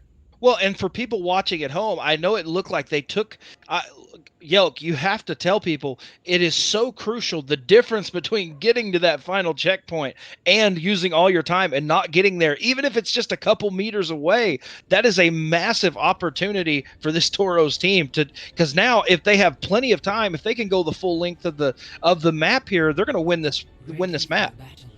Yeah, the thing about Payload is if you get that 3rd point, you get an overtime as long as that ends up a tied game. It doesn't matter if you finish with a time bank or not, but getting that stop on the third point, not letting them get the entire map completed is huge for the Toros. I mean, they really have a winnable map here, and things were not looking so good out the gate for the Toros either. They really had to change their game defensively. And it looks like the Toros are going to change up their game again by bringing the Winston Zarya out to play. You know they're going to be trying to maybe dive those supports. And again, you can see, man, I'm Becker on that first corner, so close. They're going to be aggressive right out of the gate. Let's see how this plays out as we are 3 seconds away from round 2 in this match. We've got the double bubble. That's the Winston Zarya comp here for the attackers for the Toros. And this is honestly a brawl comp with a little bit of movement, but Spark just gets the better of him right here and starts to battle the frontline Sacred and getting the hack onto Joey Marie and takes out that Mercy, that crucial support player for the Toros very early. And right now, Spark is just holding the spawn door. I mean, this is Orion with a lot of confidence right now. He knows his job as the main tank is to take away space, and he takes away all the space on the map by closing in the Toros into the spawn. But he pays the price as Apollo gets the hack and finds the easy kill on the Spark. Now the defenders are on the back foot. Oh, man, and what an impressive play. You thought he would hold it, but again, Winston still just chasing them down, and it's crazy to see them looking as he waves and says, see you later, we'll see you back at the payload. My goodness, what a Winston play there as well. It's here, right? They're getting that value and the speed.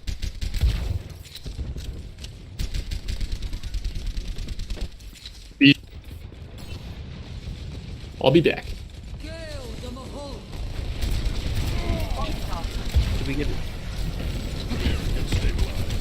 We had just a little bit of a drop there, ladies and gentlemen. We apologize. We are still back here with you. And it looks like the payload has kind of stalled as we're looking right now. Let's see how this plays out.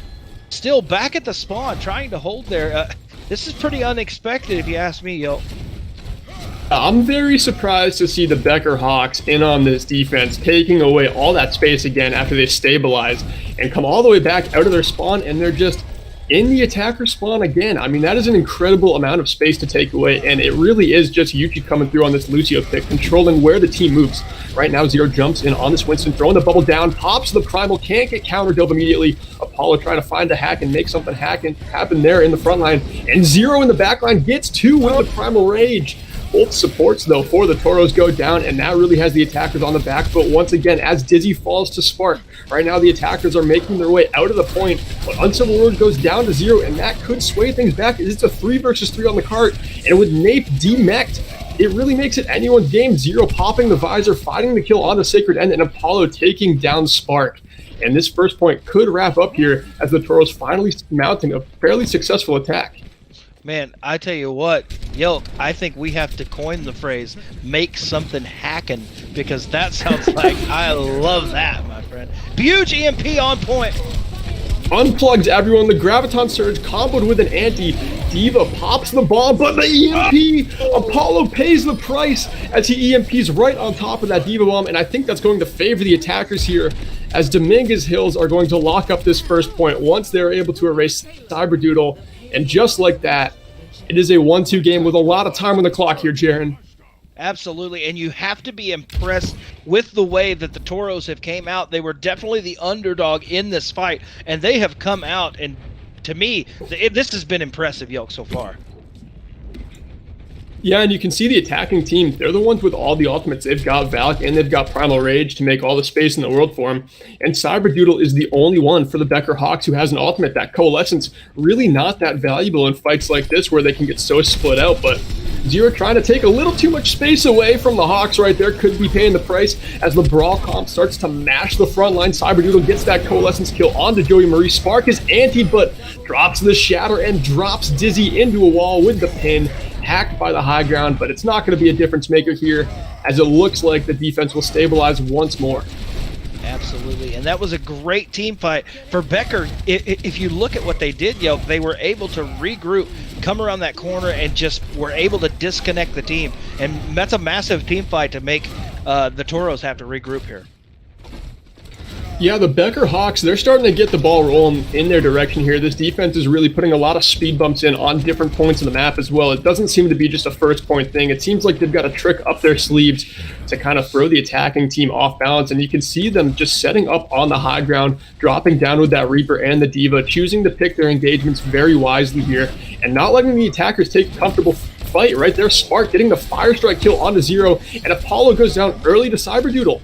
Again, the attacker, Zero, doesn't have all the resources compared to Spark, and the Reinhardt battle is being won outright by Spark. The counter charge there goes through, and Apollo gets the resurrect, making it a 5 versus 6, but Spark is still cleaving in onto Zero. Now he's got no support plugged into him, and Zero is the man who comes out on top.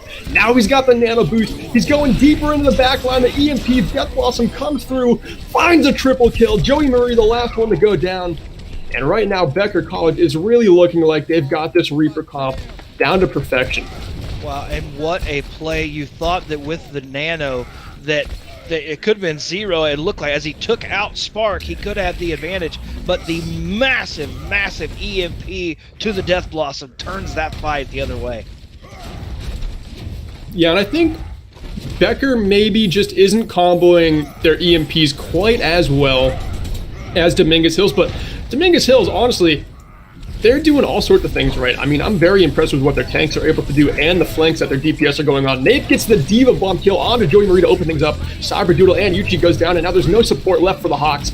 Zero is rolling in onto Nape, takes him out of the mech, and that looks like it could be the second point here for the attackers finally. Massive shatter here. Yep, and there it is. The Reaper goes down, and that's going to be the second point. Man, the Toros, it seems like they have the momentum right now, yo. Yeah, and you can see with 2 minutes on the clock, I mean, this was a major speed bump for the Hawks when they were the attacking team, but now it could just be like butter here for the Toros because they do have all the momentum, like you were saying, and they've got that EMP coming up online, what a lot of players consider a free fight win because that ultimate is just so strong. Sacred End not quite on the doorstep with their EMP just yet, but I still think there's going to be time to get that one. And the Shatter comes through from Zero, but doesn't quite find anything. Graviton Surge locks up Spark, who gets that beat drop, countered by the EMP, removing all shields, and now Spark's health removed all as well. Cyberdoodle going down to Apollo simultaneously. Joey Marie falls to Uncivil Word, and the nano slapped onto Zero, trying to make something happen. Nape gets D-necked and battered into a corner. Looks very uncomfortable as Dizzy and Zero just take all the space away once more, and it looks like the ball is still rolling here for the attackers. Wow, I mean, Yelk, I don't know what to say. I'm blown away as it looks like Zero will have his shatter going into this next fight. In close quarters, this could be deadly. Definitely could be, and I'm seeing the EMP come through from Sacred End, and that could be the difference maker. The anti-nade lands onto the front line, and now they've just got to take their foot off the gas, recollect a little bit. Sacred End does get that kill onto Zero, and that will halter the attackers just a little bit. That's the speed bump we're talking about, but with the Resurrect coming through, the front line looking to make some progress. Reaper jumping in from the high ground, gets stunned out of the Death Blossom, but not before finding Zero. Nape goes down as well. The tanks are trading out. Still, though, the defenders looking very strong here. Spark is taking away a lot of this front line here, off-angling, and Sacred End on the high ground doing his best with that submachine gun off of the Somber kit. And we're going to need to see the Mercy trying to hold point will probably go down here. But listen, as he does, this is going to be it. They're going to might have one more chance to win this here. Let's see if they can get back in time. Yeah, this is final fight. We've got 3 ultimates on the board for the Toros. We're going to see them all fly. Zero is touching cart early, and the McCree goes down. Yuchi getting the booth kill onto him, but Zero still just cleaving away the front line. Has to be careful of Spark's Earth Shatter. The Graviton Surge winds up empty. Shatter comes through, comes up empty. Diva Bomb finds 2. Yuchi gets the kill onto Elemental. Apollo and Dizzy go down, and this looks like the defenders are going to be successful as Becker gets the win here on Dorado. Wow, what an end to that match. Not the way I thought it was going to go. Before we get into talk about the next map, let's look at this play of the game, as it looks like it's going to be Apollo. Oh, we know what this is, Jaron. I mean, it's no question at all. This is third point cowboy action here, popping the high noon with the EMP combo, and just erases 5 members. And I mean, that is about as clean as you can get as a hit scan player. He's, I'm sure, smiling ear to ear after that one. You know what they said? It's hard to be a cowboy, baby. What a play. My goodness. And so, but I'll tell you what, I am blown away by the way that the Toros came into this match. Obviously, they come in 1-4 on the season. You didn't, on paper, you wouldn't give them much of a chance against this Becker team, but they played out of their mind. I thought that was extremely impressive and a very close game. Yeah, well, like we said about this Champions division is, all of these teams who are in this division are in this division for a reason. They can hack it at a high level of play. And we saw the Toros just hanging in there the entire time, really kind of upsetting the attacks of the Becker Hawks time and time again, throwing speed bumps in there, using their ultimates very well. But at the end of the day, Becker Hawks just kind of were the more consistent team through the 3 points. And even though they didn't quite lock down the third point, they were able to hold it when it mattered there on third point of Dorado. So I'm looking to see every map go just about that way in this one. And speaking of another maps, we are going to go to the high country. One of my favorite maps. I love this place. We're headed to Eichenwald and Yelk, not just the normal Eichenwald. It is that brand new patch, that Halloween version, nighttime. Things might get a little spooky, but we're going to have some high-paced action here up in the high country at Eichenwald. Yeah, we're going to the spooky German map. And honestly, this castle is spooky enough because on this second point, it is just a nightmare when those gates open up after you cap first point, if you're even successful in that, because first point is no easy task. But right when you capture first point, the defenders get a huge advantage on this map. They get a literal castle to defend. I mean, there's not much more you can say about that. It is just a defender's heaven. And honestly, you can see all sorts of comps from dive to brawl, pharmacies, and snipers. Really, just the world's your oyster here as a defending team. Absolutely. And if you don't get a Lucio boop off the bridge, did you even play Overwatch? Let's see what the comp. We're about 10 seconds away from seeing what our comps are going to be. Ladies and gentlemen, we want to remind you, you can follow us online on social media at NECC Games. Again, that's NECC Games on Twitter and Instagram for updates, giveaways, and all kinds of information. And for the Toros, looks like they're going to come out with the Rhine Diva setup, the Junkrat, the Sombra. I mean, it's going to be impressive. They're going to look to get in there and kind of fight. That's a crazy setup to me. Go ahead. Yeah, I mean, it's not quite the Reaper rushdown that you're going to see from the Becker Hawks, who are the attacking team this round.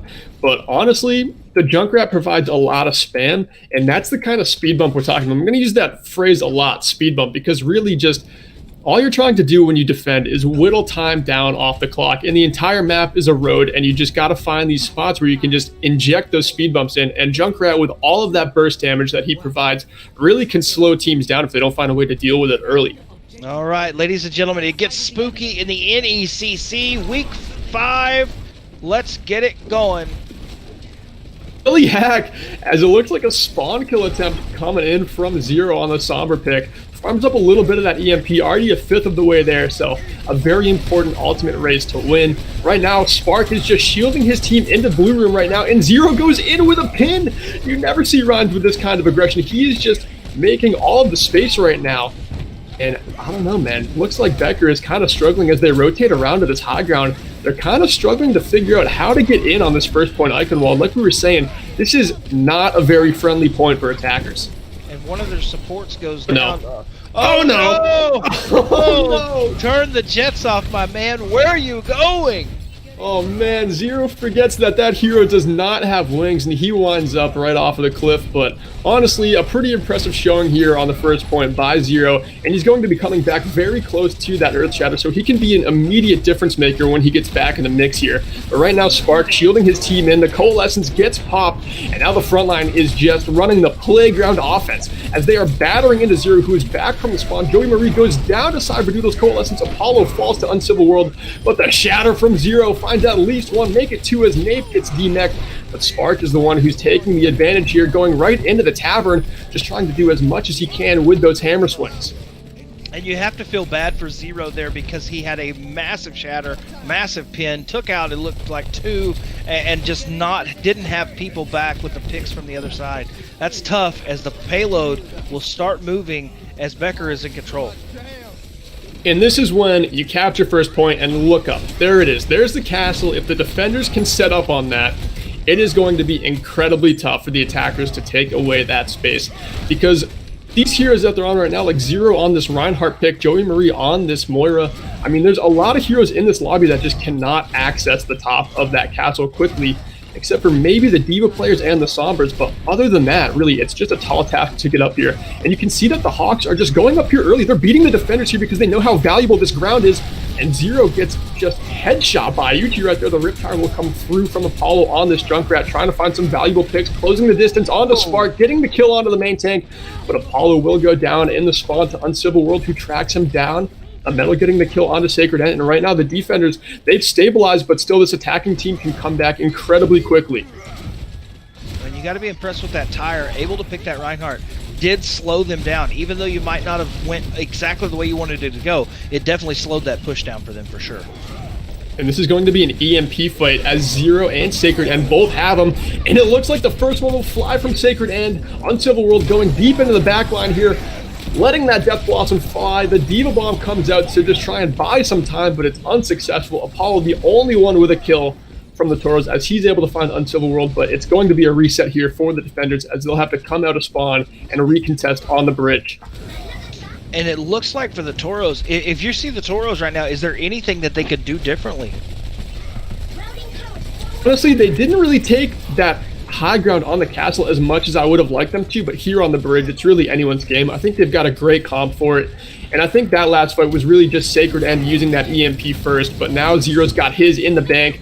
The Diva Bomb comes through, comboed with the pin, Spark getting the charge kill onto Zero, opening up some space here for Becker, but Spark gets a little too aggressive there, and he goes down to Dizzy. The EMP comes through after 2 kills have already been confirmed, and now it's 3 simultaneously falling, as it looks like the Toros are finally able to do the dirty work on defense, and they get the job done, Jaron. And how about the Diva mech as it flies over, says see you later, flies off the side of the bridge, and what a turnaround. That is, you had to have that for the Toros. Big play. Yeah, really taking the wind out of the sails for the Becker Hawks right here. And you got Zero on the Soldier pick now, which is a much better hero to contest these high grounds. But it looks like the Becker Hawks, they are just so familiar with how valuable high ground is in this game. And they bring all of their tanks up there. Reinhardt and Moira have no business being up there, but they take that space anyway just so they can solidify it for their team. And now they've closed in on the bridge. Shatter comes through from Zero, but it's blocked by Spark, who has just lightning quick reaction time. Riptire gets ripped from Apollo, closing its way to the front line. Zero gets the pick onto Sacred End. Yuki goes down to Apollo's Riptire, and the Reinhardts countercharge each other, but Spark comes out the victor as Uncivil World finds the kill onto Zero. Diva Bomb coming through, coming up empty, and now still it is really anyone's game here, but it looks like one by one Becker will be going down as I'm speaking. And again, the defense has clearly turned things around here, Jaron. Well, and so many, how many environmental kills have we seen on this bridge? It's really went the Toros' way. They've pushed people off, and it's saved a bunch of points. It sure has, and honestly a big difference maker has been Zero swapping over from the Sombra to this Soldier pick. Soldier, he's got that sprint ability, so he can really just rotate around the enemy team as quickly as he pleases and take all the high grounds in the world and be a very hard hero to contest because he also has a healing ability, so he's a very self-sufficient DPS hero. Right now we're seeing this far rotation coming out from the Hawks, and they lose their Sombra in the midst of it. The Shatter Slam combo comes through, and the beat drop counter keeps the attackers alive, at least just for now, but Spark ends up going off the bridge. You hate to see it. Apollo and Zero go down, and a lot of these kills for the Hawks are really making it a tradable game, but it looks like a couple of suicides come through as Nape unfortunately falls off the map as well. That one looked winnable, Jaron. It did, and again, the Mora just drops off to try to reset, but my goodness. And I hated to see Zero on the Soldier. It got taken out by the Lucio up top, but it looks like the Toros needing to heal here, but they still have control of this payload. Yeah, and you can see the attackers are almost back in already. They're really good at just collecting themselves as a group out of spawn. I'm sure we've talked about that a lot during streams. Uncivil World closing the distance here on the Reaper, trying to get the Death Blossom to fly. The EMP comes through for the engage. The Diva Bomb could come up big, but Nape unable to find anything there. Death Blossom coming through into the back line right now, coming up empty, but does get the kill onto Apollo. Members of the Toros going down one by one, as it looks like the Hawks finally able to lock up this second point. Not an easy feat to get across the Eichenwald Bridge. No, not. And the Toros stood tall and really, really pushed there. So I'm impressed. I mean, you hate to see it. You'd love to see them be able to hold there, but let's see how it goes if we go inside. And, man, let's see how this plays out. This is when the map completely changes its geometry, too. I mean, that castle is gone. You are indoors now, and these are tight hallways. This is where Reinhardt's shine. usually they're very counterable with those high grounds that heroes like Zero are able to just take full advantage of and make it a nightmare for the other main tank. But I mean, these tight corridors are just a Reinhardt's heaven. This is where all the main tanks test their mettle. So I'm looking to see Spark and Zero clash in the front lines here, but Uncivil World going down early as the attackers on the back foot. They're looking to get a full retreat and just recollect here. Not trying to play with their food at all. They're just gonna get the go next. Oh my goodness, sometimes you can't have your cake and eat it too. They got a little aggressive. They popped in there and some massive Junkrat play as well. Let's not understate how Apollo is playing right now. Yeah, Apollo's been great. It's been Zero controlling the high ground and then Apollo just applying that pressure onto the front line, making sure he's breaking all sorts of shields. Sacred and also on the Junkrat coming through with the Riptide, but it's countered by the shield of the Toro's main tank. Now Zero's going deep. The Diva Bomb comes through, so does the Riptire, and this could just be an absolute mayhem here as Apollo goes down, but gets the kill onto Yuki with that Riptire. Nape is demeched by Dizzy. The Diva's trying to trade out right there, and Spark with a big slam finds at least two. Dizzy's naded, won't survive it. And now can he get the kill onto Joey Marie? No, not quite. Now Spark is struggling for answers. He's the only one left alive, and he will end up going down overtime, beginning to bleed away. The Lucio, the last contest, but Yuki gets blown up immediately by Apollo, and this is where the cart will stay parked right on the second point, just after the end of it. And, I mean, Yelk, my goodness, just like we saw in the first map, how about California State, Dominguez Hills? They're able to stop them short of reaching the entire timeline. I mean, it's impressive. Yeah, it really is, and like we were saying on that last map, Dorado, too, that matters so much to get that full stop, especially on the game mode that this is, which is hybrid. It's not quite the same as payload. This first point is objective based. It's not just a cart that has to move. You do have to get some capture progress, take 3 ticks, and make sure you lock down this first objective. So if you get an overtime attempt here, then you get another chance to attack this first point. But with that full hold coming in on that third point, it really makes it a lot to ask for the attackers here, as they know that they've done their job on defense. Now they just have to follow through and get all 3 points on this attack. Well, and it looks like for the Toros, Zero, who has done a lot of switching tonight, looks like he's going to bring May out. I love seeing good wall placement where they're able to really disconnect teams and really can do a lot of damage and really wall some people off. Yeah, I mean, that May is a frontline oppressor of a DPS, doesn't have the most burst damage in the world, but that wall ability that she has and her ultimate Blizzard that just freezes people in place, that provides a lot of frontline value that a lot of DPS players don't have in their kits, but May has a very unique kit as a hero where she's allowed to just apply so much pressure for her main tank. Spark is going down incredibly early here as Dizzy falls as well to Uncivil World, and right now, you really don't see a lot of fights happen in the spawn of Eichenwald like this. The defenders quickly retreating without their main tank, and they've got to stabilize here as they're just really on the back foot, speeding back as quick as they can to the point, trying to get out alive, but Yuki and Uncivil World go down, and this is a very successful attack for the Toros. I think that the Hawks were just trying to get a little too cocky here and just take as much space away as they could, but it's going to end up being the Toros with a near 6-minute time bank going into second point. Well, and you know what, Yelk, that's the second time we've seen them camp outside the spawn door when they switch sides, and it just doesn't go their way that time, and some massive play by that Mora as well to help push forward. Yeah, and you can see that the attackers and the defenders are just battling in on this high ground. We've talked about this so much, and Obi-Wan said it best, you have to control the high ground. There's nothing more valuable than the high ground, and Spark ends up getting the kill early as he's able to demech that Diva, and now it looks like the defenders just are able to rein it in from this high ground, but the Riptire from behind finds a double kill, and no supports are left for Becker at this point, and it looks like the Toros are really able to just build a lot off of that Riptire, and Zero's moving the cart full clip ahead. Oh my goodness, what a play. And explain to people again, that Junkrat play right there was massive. Yeah, it absolutely was. He was in on the flank all alone and just really an individual playmaker. No one else helped him out with that play. There was no supporting cast there. It was just all Apollo getting the job done there. And the Shatter comes through, but it's just out of range. Counter Shatter finds 3 on their backs. Zero's got the ball rolling as Uncivil World goes down. And the defenders are really just taking it to the Hawks right now. And this is a completely different Toros team that we've seen before. My goodness, if you play with the bull, you get the horn. Zero charging forward. This is impressive. I don't think we could have seen this go this way. And like we were saying previously, Jaron, they don't have to get this whole third point. They've got 5 minutes, 45 seconds on the clock right now, and all they've got to get is 34 meters of car progress. You can see that yellow rectangle highlighting where the finish line on this map will be for the attackers, and the defenders will have to defend this staircase. This is an uncomfortable spot to stand. The May walling off Spark early, you can just tell, makes him uncomfortable. He's hard shielding about as much as he can right now, and he's got to be careful about that resource as Zero is looking to just line up some damage. The slam comes through. Zero gets pinned into the right side room where the Mega is. Eva Bomb flies over the top, coming up empty, and the Blossom coming in onto the back line, doing as much cleave damage as it can. Spark still rolling in with these hammer swings, trying to demech the Diva. Eventually does find the kill onto Dizzy, but not without Nath going down as well. Zero getting cleaned up on that May pick as well. The defenders still looking a little bit strong here. The cart not quite moving, but the attackers are back in full force. They've got their main tank. He's got a full shield and 2 supports. Dizzy's back in the mech.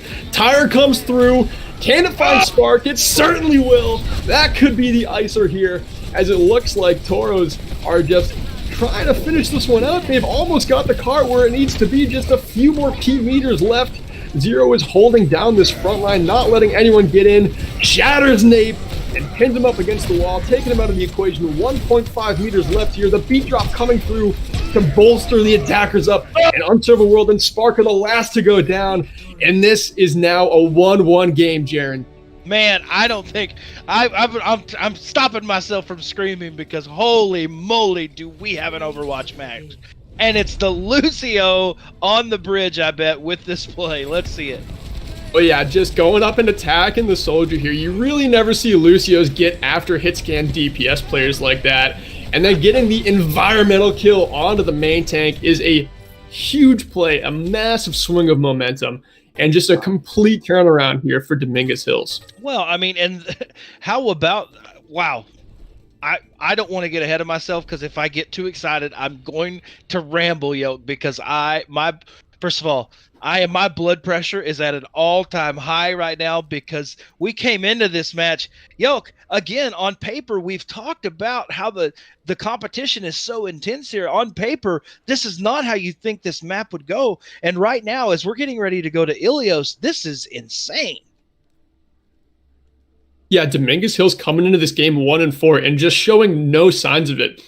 Obviously, they lost that first map. Could have been a warm-up map, but you kind of expect the 1-4 team to end up with that first map loss as the outcome. But coming back second map and then getting second point with 5 minutes in the bank and then rolling through third. I mean, this is not the CSUDH team I was expecting to see. And frankly, it's the one that I'm very happy to see tonight. I am beyond excited as of now. As we go to the spot by the sea, we're going to Ilios and we're going to change game modes, so it's going to be crucial to watch that and see how that plays out. But I'm telling you what, right now, if the Toros can pull this off, this might be my vote right now for the upset of the year.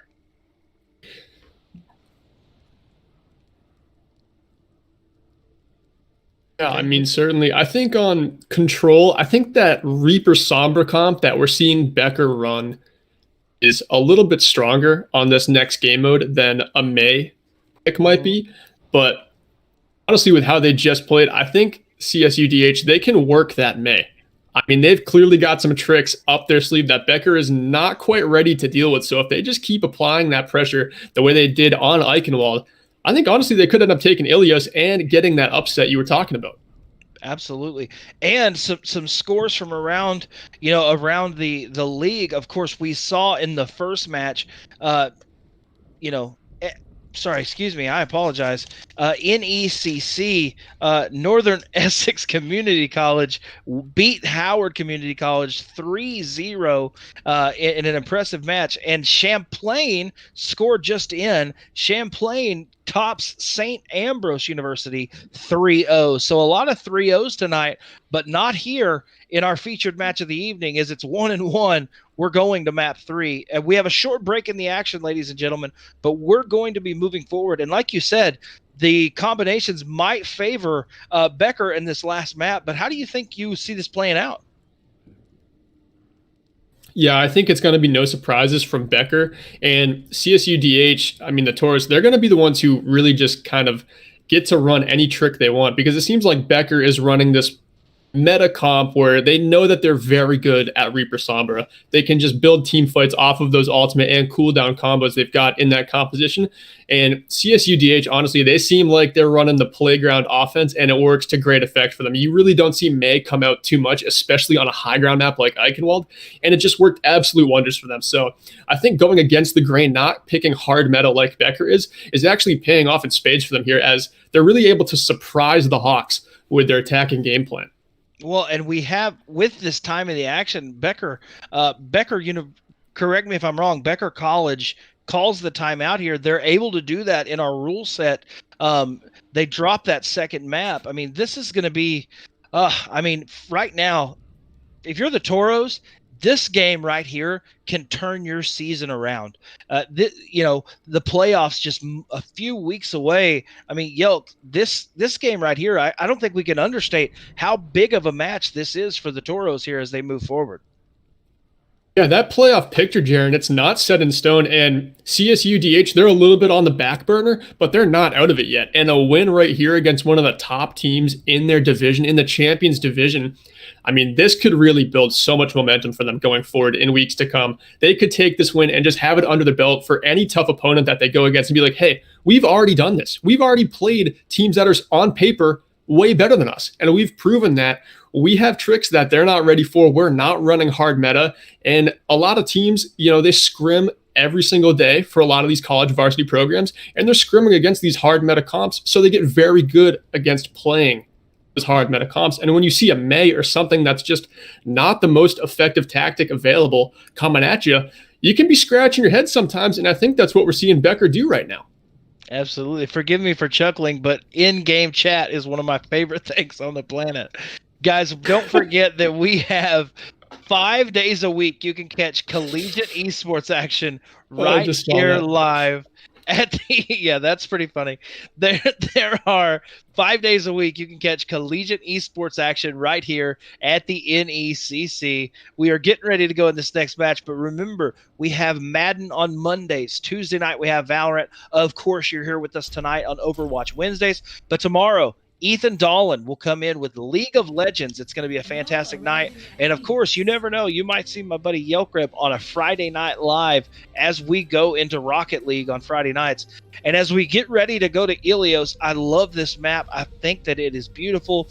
Best of 3 series, 1-1 going into this final map. And with the game mode changes, as it looks like we're going to the pit. I just call it the pit. Explain to people about this new game mode that we haven't seen so far. Well, depending on what hero you're playing, this certainly could be a pit of despair, as this Ilios well has a massive, what looks like a Spartan well in the heart of it. And you have to control the point around this well. Not every control point has a well like this or just an absolute death pit, but this one does. And the entire objective is basically where the grass is growing in this little courtyard here. And it's very hard to take the space around it because there is nowhere to hide here. You have to control this for 100 full seconds. That's the way the percent system in this game mode works.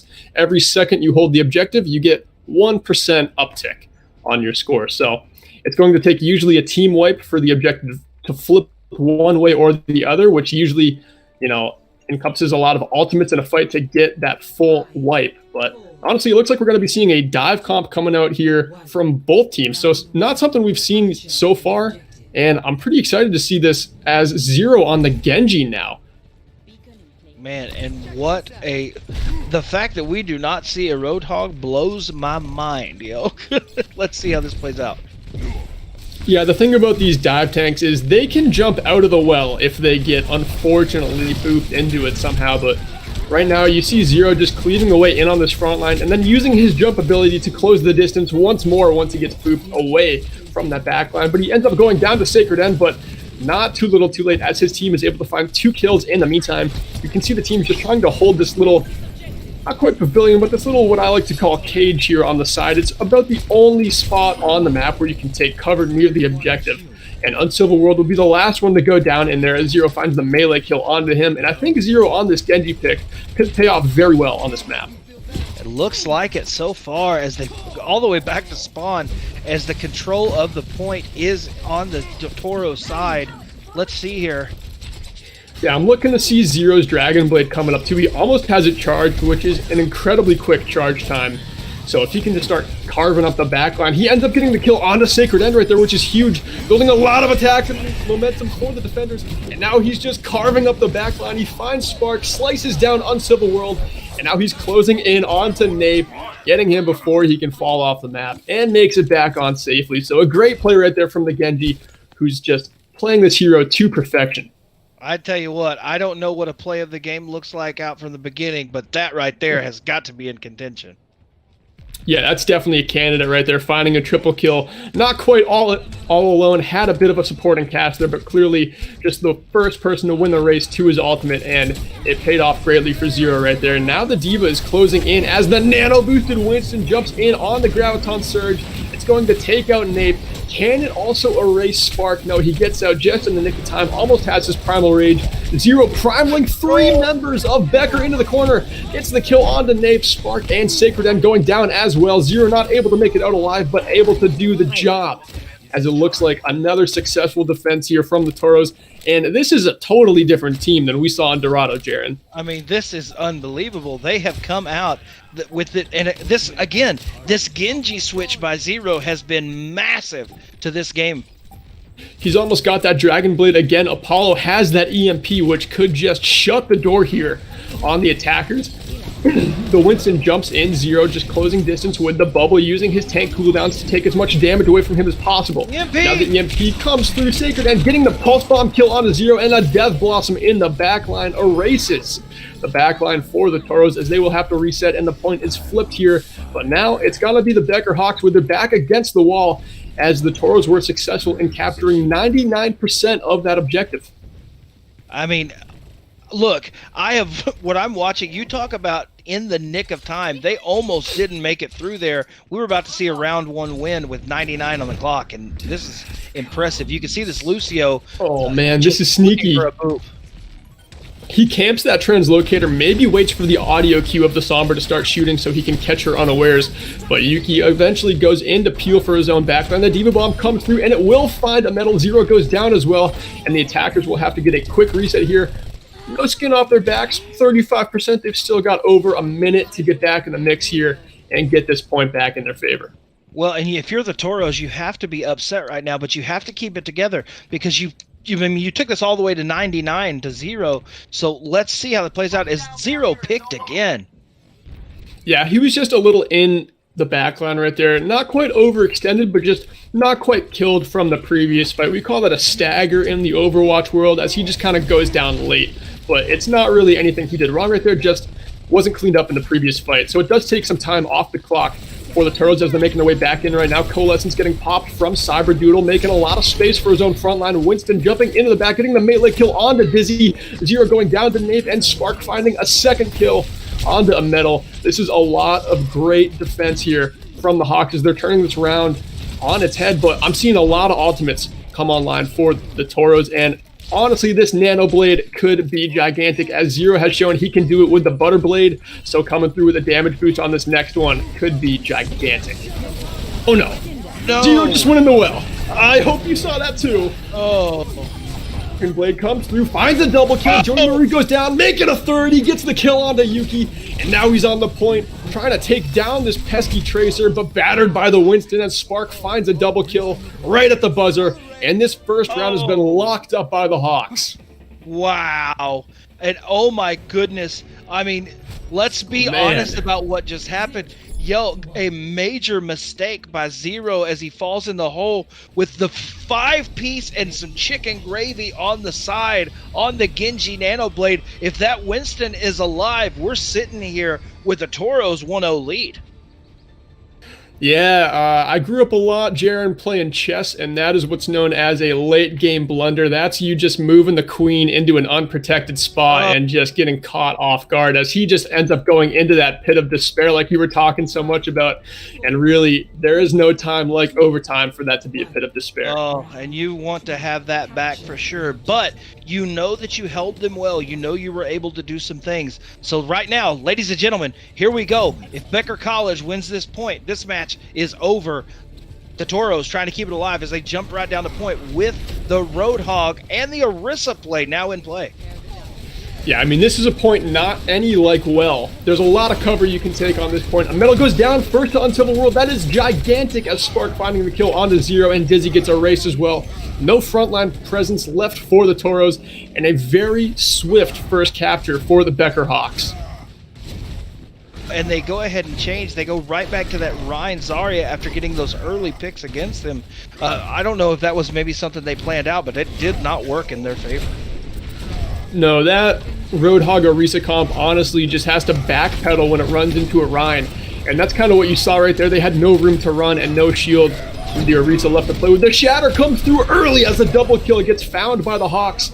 Make it 5 quick members for the Toros go down as Spark is just trying to collect his resources here in this corner. Playing a little scared, but still with all the confidence in the world at the same time.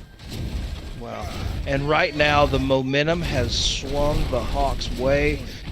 But again, we saw this in the last match. This far, Yelk, I mean far from over. Yeah, it certainly is. I mean, that little tank composition mix-up that they had on that Orisa pick kind of lost them some time here. Yuki goes in and finds the kill onto Dizzy. Right now, it is the Toros being very split and getting pieced apart by the Becker Hawks as they're able to find kill after kill. And it looks like the Toros are just struggling to collect themselves here and get a good stabilized attack going, and they keep kind of getting split off from each other, and it just leaves a couple of weak links to be found. But now they're looking to collect themselves as they almost get that C9 flip, that back cap. That Cloud9 is what we like to call it here in Overwatch, where they almost just get that sneak capture, but unsuccessful, just barely. And again, I don't understand for the Toros. They have not all match. They have not been extended like this and separated. So you'd like to see them regroup, come back together, and try to just win one of these team fights. Yeah, it looks kind of just like a pathing issue. Right now, they've just got it right in the wheelhouse. Everyone's going the same way here. Zero's the first one to go down to a fire strike, and the Diva Bomb comes up empty. Apollo trying to burst down Spark on this Reinhardt, but Dizzy getting taken out by that Diva Bomb is gigantic. Right now, Joey Marie trying to make something happen here with the Coalescence. Apollo going down to Sacred End, and the Death Blossom here as overtime bleeds away. We'll find a medal, and that could be the last one to go. Wrecking Ball and Sombra getting the last second touch in, but it could be too little too late as Zero falls to Spark. The Reinhardt shuts the door. Wrecking Ball slams. Overtime bleeds away, and just like that, the Becker Hawks are your victors. Wow, and what a dominant performance.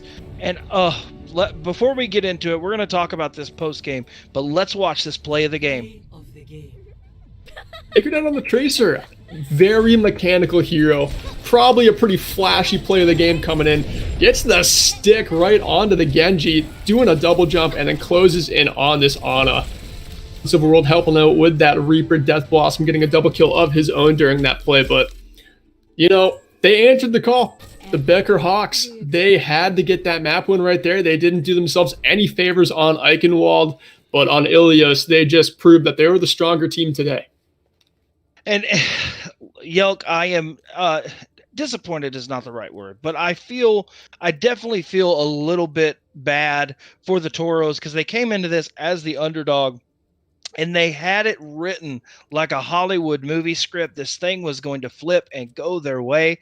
And you have to think that mistake by the Winston diving in, it affected them going into that final round.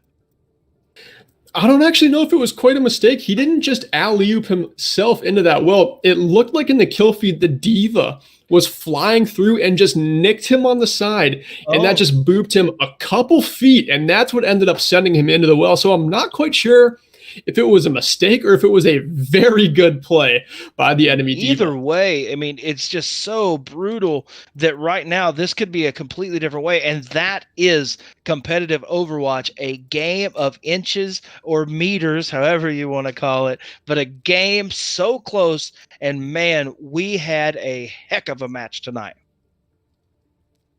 Yeah, we sure did. I was really impressed with that one, especially seeing the script flip on Eichenwald. I was not expecting CSU DH to come out with the Eichenwald map that they gave us, and that was honestly the most impressive Eichenwald map I've seen all season. To see a May involved in the attack as well made it that much more sweeter for me to watch. Absolutely. They changed up their comp. I could hear us in the beginning, not sure why they would make the switch, but it worked to their advantage. Again, they do fall a little short, but California State University, Dominguez Hills. I mean, honestly, Yelk, if you're me, I think you at least have something to build on here as you go forward in this season. Yeah, definitely. Like we said, that playoff picture is not set in stone. And I think, again, CSUDH is one of those teams that they might not have the win-loss record to show for it, but I think in every game that they've played, they haven't been one of these teams that's getting swept 3-0. When you were reading off those scores, you said there were a lot of 3-0 sweeps. I don't think that the Toros are that team that gets swept. I think they put up a good contest in every game, and maybe they're just getting the short end of the stick on a couple of these third points, but you know, they seem like a team that's really got it together, has a lot of good compositions that they can run, but Becker today was just consistent through 3 maps, and they came to play on Ilios for sure. Absolutely. Ladies and gentlemen, one last time tonight, we want to say thank you to our partners. Thank you to our friends at Helix Esports for all that they do behind the scenes. Of course, we have an exciting announcement coming with them very, very soon. And if you're watching this on ESTV, our linear TV partner, now available on Samsung TV Plus, the Roku channel. If you want to get on your Roku, go to the Roku channel, slide down, esports action right at your fingertips, and plenty of ways to get to it. Again, ESTV, the official linear TV partner of the NECC. That's a lot of acronyms, by the way. I'm just saying. Anyways, big thank you to our friends at HyperX. Some of the best gear in gaming now comes to the NECC. And wow, Yelk, thank you for being here with me tonight, man. We had a heck of a match. Yeah, Jaron, always a pleasure. I mean, I was very glad I got to cast this game. I watched the game previously between Howard, but honestly, this one was the absolute barn burner I was looking for, going the distance on Ilios, and that turnaround on Eichenwald, man, I'm not going to forget it for a while. That was a great showing from CSUDH. Absolutely, 100%. Ladies and gentlemen, for our commissioner, Jacob Van Ryan, we appreciate him for all that he allows us to do. And of course, our director of esports and our executive producer tonight, Caleb Glooby, behind the scenes, always making things happen. Again, Yelk, I can't say it enough, man, but I love having you here. And it's an exciting time to be a part of the NECC. Yeah, man. I mean, I can't wait till playoffs get going and we really start cranking up these streams. It's going to be a blast. Oh, man, it's going to be a good time. Guys, until next time, for Yelkreb, make sure you go check him out on stream. You can check it at, that's his name. First of all, it's Alt Charge online, but can we just talk about how cool of a name Berkeley is? I was born Jaron. Berkeley's a lot more cool than Jaron. I'm just saying. But anyways, off topic, ladies and gentlemen, thank you so much for being here with us tonight. We have hit our goals. We are beyond ecstatic and beyond grateful for the amount of support that you have shown us in just a few weeks. And one thing I can say for myself, the entire NECC team, we are just getting started. And we have so many more things that we are going to bring to you guys. So until next time, come see Ethan Dolan tomorrow night right here live for some League of Legends actions. But until then, my name is Jaron Bell. For the entire NECC team, we thank you so much for being here. Stay beautiful, stay blessed, GGs, and we are the NECC. We'll see you guys next time. See you guys.